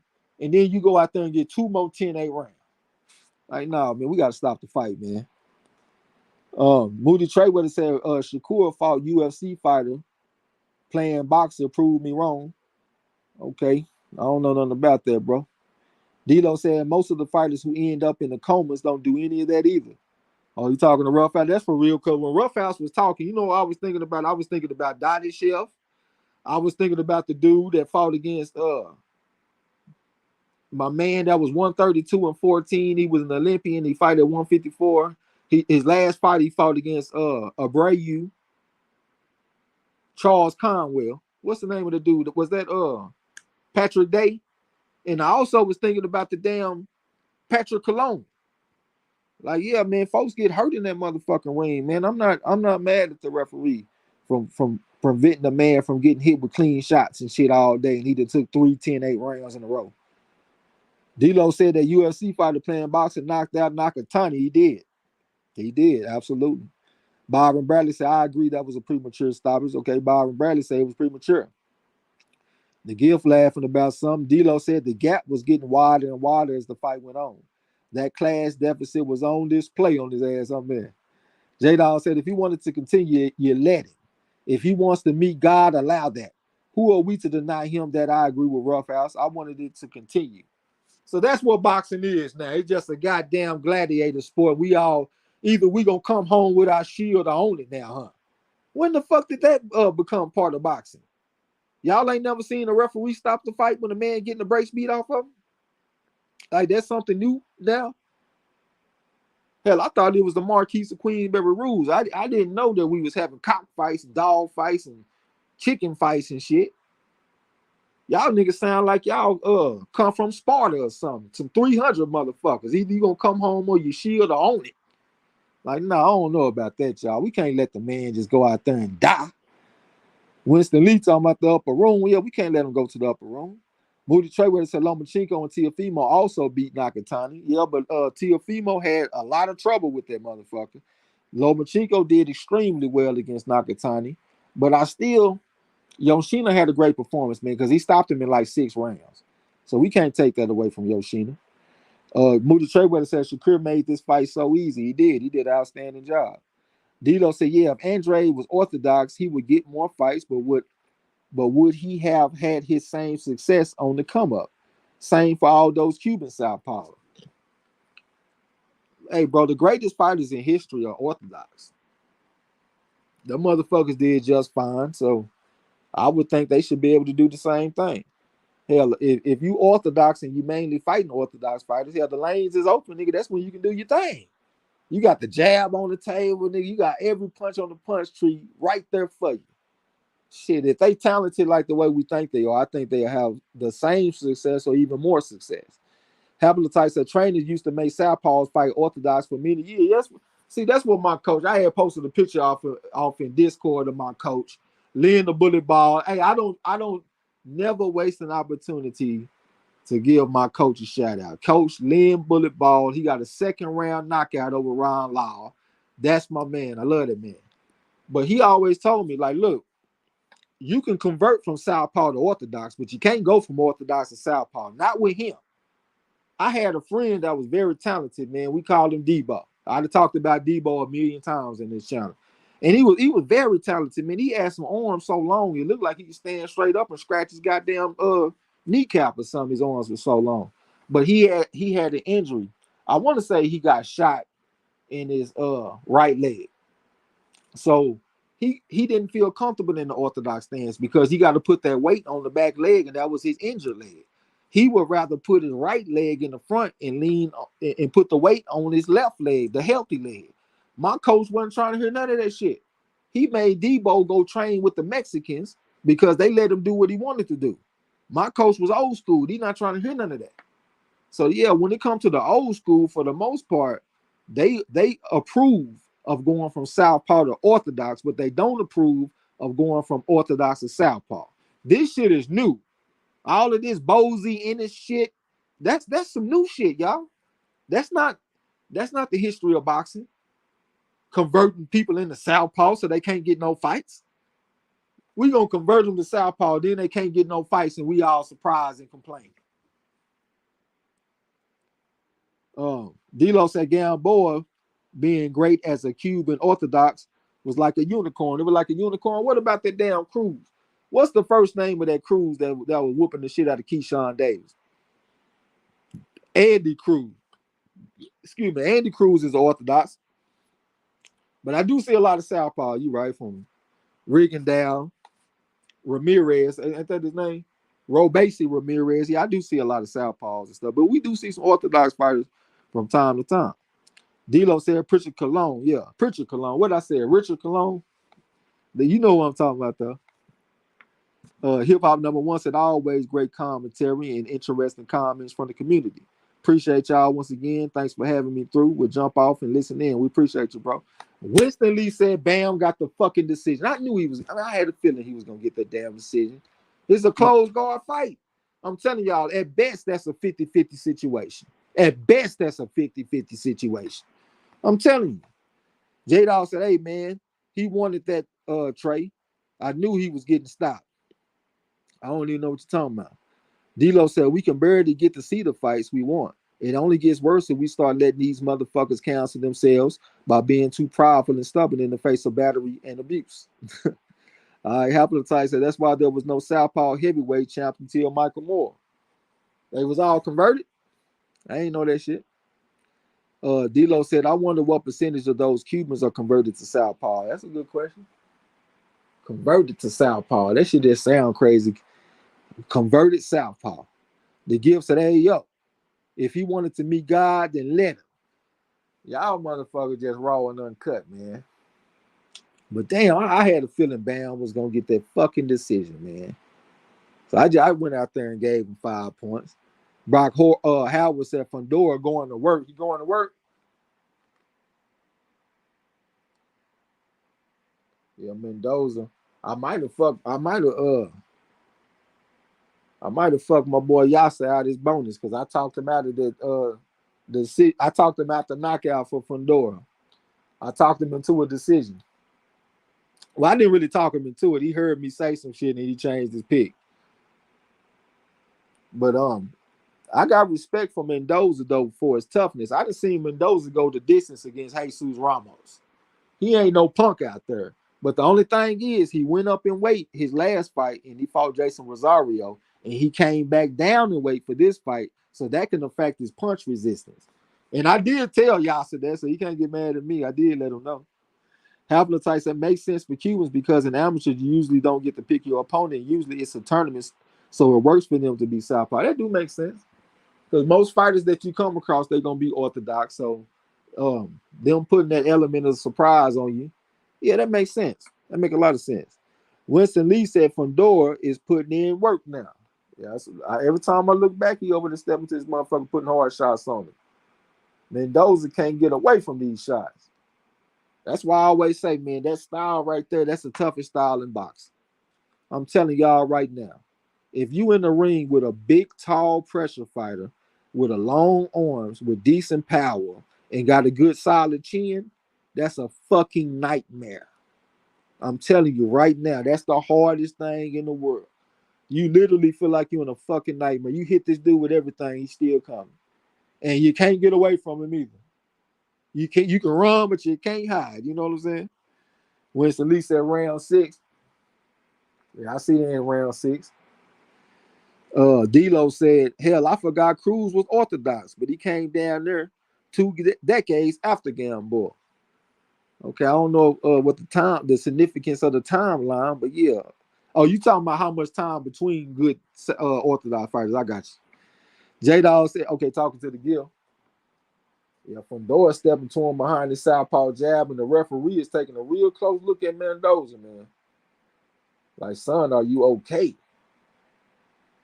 They actually had the decision as the favorite in this fight, too. If you took the knockout, I think it was like plus 150 or something like that. Yeah, that motherfucker Fundora, man. Him against Jesus Ramos at 154, that's a good fight. That's an outstanding fight. Southpaw against Southpaw, too. Mendoza just looking fucked up out there. He trying to show toughness and fight back, man, but it's just a different story, man, when you got this type of style, y'all. This man 6'7" at 154. I ain't taking no break after I call the fight, though, man, so I'm gonna go to the kitchen and go get me some calories. I'll be back. Y'all can hear me? Well, Marlo, you can hear me? Yeah, I can hear you. I'll be back.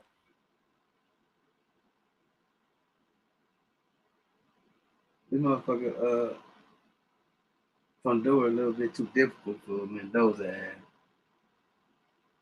He's scoring shots, but it ain't effective. Talking about Mendoza. Unless you wanted to shut it down. You want to shut it down? Say if you want to.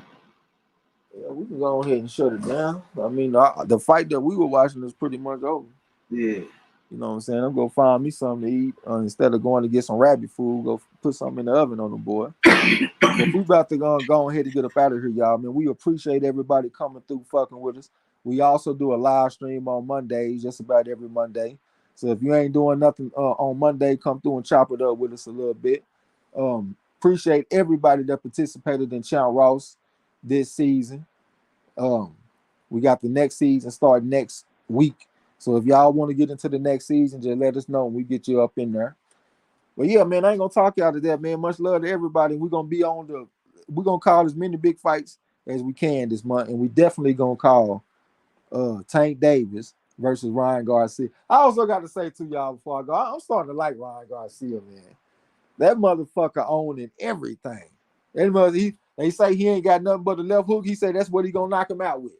He said, man, you done picked the wrong. He said you done picked the wrong Instagram fighter to fight and all that kind of shit. I just like how he own all that shit. That don't mean he gonna win. I mean, he probably gonna get knocked out or whatever. But I'm starting to like Ryan Garcia. I got respect for him for even being in this position to where he about to fight Tank Davis. I think. Hey, hold up! This nigga Fundora just got stopped. Oh man, I started. You know what, man? I started to bet on that motherfucker Mendoza because he fought on the national level and Fundora didn't. And we didn't see we already seen Fundora get dropped by Lubin, and Lubin was 143-7, and he fought on the national level, and he dropped Fundora. I started to bet on Mendoza, man, because I can't remember exactly what the odds were, but they were pretty significant. I swear, I started to bet on that motherfucker. Salute to Mendoza. He's sitting on his motherfucking ass right now. That cost a nigga some points, man. That motherfucker tough. Wow. Mendoza said he gonna bring that amateur background on your ass. I had Mendoza. I had him ranked a 3. He was fighting on the national level. He ain't never become no national champion, but he was like a national silver medalist. In Fundora, he had over 100 fights, but he never fought on the national level though. So I was thinking Mendoza had action. I just didn't feel confident enough to want to pick him or bet on him. I thought that big, tall pressure fight would just be too much for him. He done broke through on their motherfucking ass. Salute to Mendoza, man. La D talking about that. Okay, as long as you know he's getting KO, who the fuck you talking about? Hey, yeah, J-Dog, that motherfucker just got stopped in like the 6th round? I think it's the 5th or the 6th. Damn, I ain't see that coming neither. It's just boxing. Why did J-Dog keep on telling me, Trey's, look at the damn chat? What are you saying, brother? I guess maybe he's trying to alert me to the knockout. What did he hit the motherfucker with? Was it like an overhand right or something? That motherfucking Fundora, he looked like George Foreman when he got stopped by Ali, just on his back. Lead left hook straight on the chin. Nice. He walked right into it. It was a counter left hook. It was almost like a check hook. Not quite the check hook, but it definitely was a counter left hook. That's what hurt him. And then the overhand right, like a looping right hand, he brought back the hook on his ass. Hit him with a 4-3 combination and knocked him the fuck out. Damn, man, why I didn't have enough confidence to go with my fucking scale, man. This was a scale pick, man. This was my pedigree scale at work. Right here. No guts, no glory, man. That's one thing I done learned in life. You ain't got no guts, you ain't gonna have no glory, man. Being a coward ain't gonna get you nowhere. That motherfucker fell like timber. I hope he all right, man. That motherfucker, man. Hey, that motherfucker looked up like, what the fuck just hit me? Oh, man, that shit was crazy. That shit was crazy right there, man. He should have took a knee on that first one, bro, because that's what set him up to get knocked out cold. Them next two put his ass in a whole nother realm. He might need to go ahead and move up too, man. We don't know what's that's taken from his body to be weighing in at 154 and shit. He might need to go ahead and go to 160 or something, man. Hey, Stuck and Key, you right. That motherfucker was losing the fight. He was bloody and everything. He needed that. Shit, Stuck and Key said Mendoza was a bad bet, though. He got his ass beat up to that point. Yeah, but she would have went home with that money, though. Damn sure would have went home with it. And then, look, I didn't even bet on Mendoza when he fought against Rosario. And the reason I didn't bet is because he was moving up in weight. But they had Rosario a 3-1 favorite over Mendoza. They had Mendoza at like plus 220, and I ain't even take the shit because he was moving up in weight. So it'd have been 2 great Mendoza bets, and I ain't bet on that one of them. Even though I can't say great, because like you said, he was getting his ass whooped in this one, but he still won, though. Shit, that's all that matters. You know what I'm talking about? Man. Yeah, I know what you're talking about. That shit tripped me out. This motherfucker just changed the game. Yeah, he changed the game, man, and took one of the major players off the board, too. Off the board, yeah. The new sheriff in town, gentlemen. And his name is Mendoza. Man, Mendoza versus Jesus Ramos, that'll be a good fight, too. And the winner of them fight Charlo and the winner of Charlo and Zoo or something. That'll be some player shit. Hey, I know a lot of fighters like, whoo, finally we ain't got to worry about this tall motherfucker.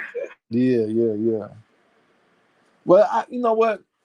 now that I'm thinking about it, because I said the same thing about Lubin. Lubin was a 3.5 on my scale, and he went out there and lost to Fundora. So I get, but at the same time, with the amount of odds that they giving, let's say I would have took all three of them. Well, let's say I would have took both of them fights. I would have came out ahead. If I would have took Lubin over Fundora, and I also would have took Mendoza over Fundora, even though I would have went 1-1, I would have came out with profit. But we're going to go ahead and shut it down and get up out of here, y'all. That's a good place for us to go ahead and get out of here. Salute to everybody, man. Definitely appreciate y'all. Don't be a coward and get in a Champ Ross next season. And we're going to catch y'all on Monday if y'all come fuck with it, man. Salute to you. Yeah, join in. It's free. It's all fun. And Champ be putting out prizes and shit. So join in, man. Y'all already know it's all fun, all love, chopping it up with y'all, man. Sharing each other's opinion, hanging out with the fam. Appreciate y'all for coming through, support all the members, just everybody in general, man. Appreciate y'all. Y'all enjoy the rest of y'all night, man. Come through Monday. Let's chop it up about this tree getting chopped down tonight. Y'all enjoy the rest of y'all night. Till next time, don't forget to tell them haters and trolls, get the fuck out my gym. You heard him. Peace. Yeah.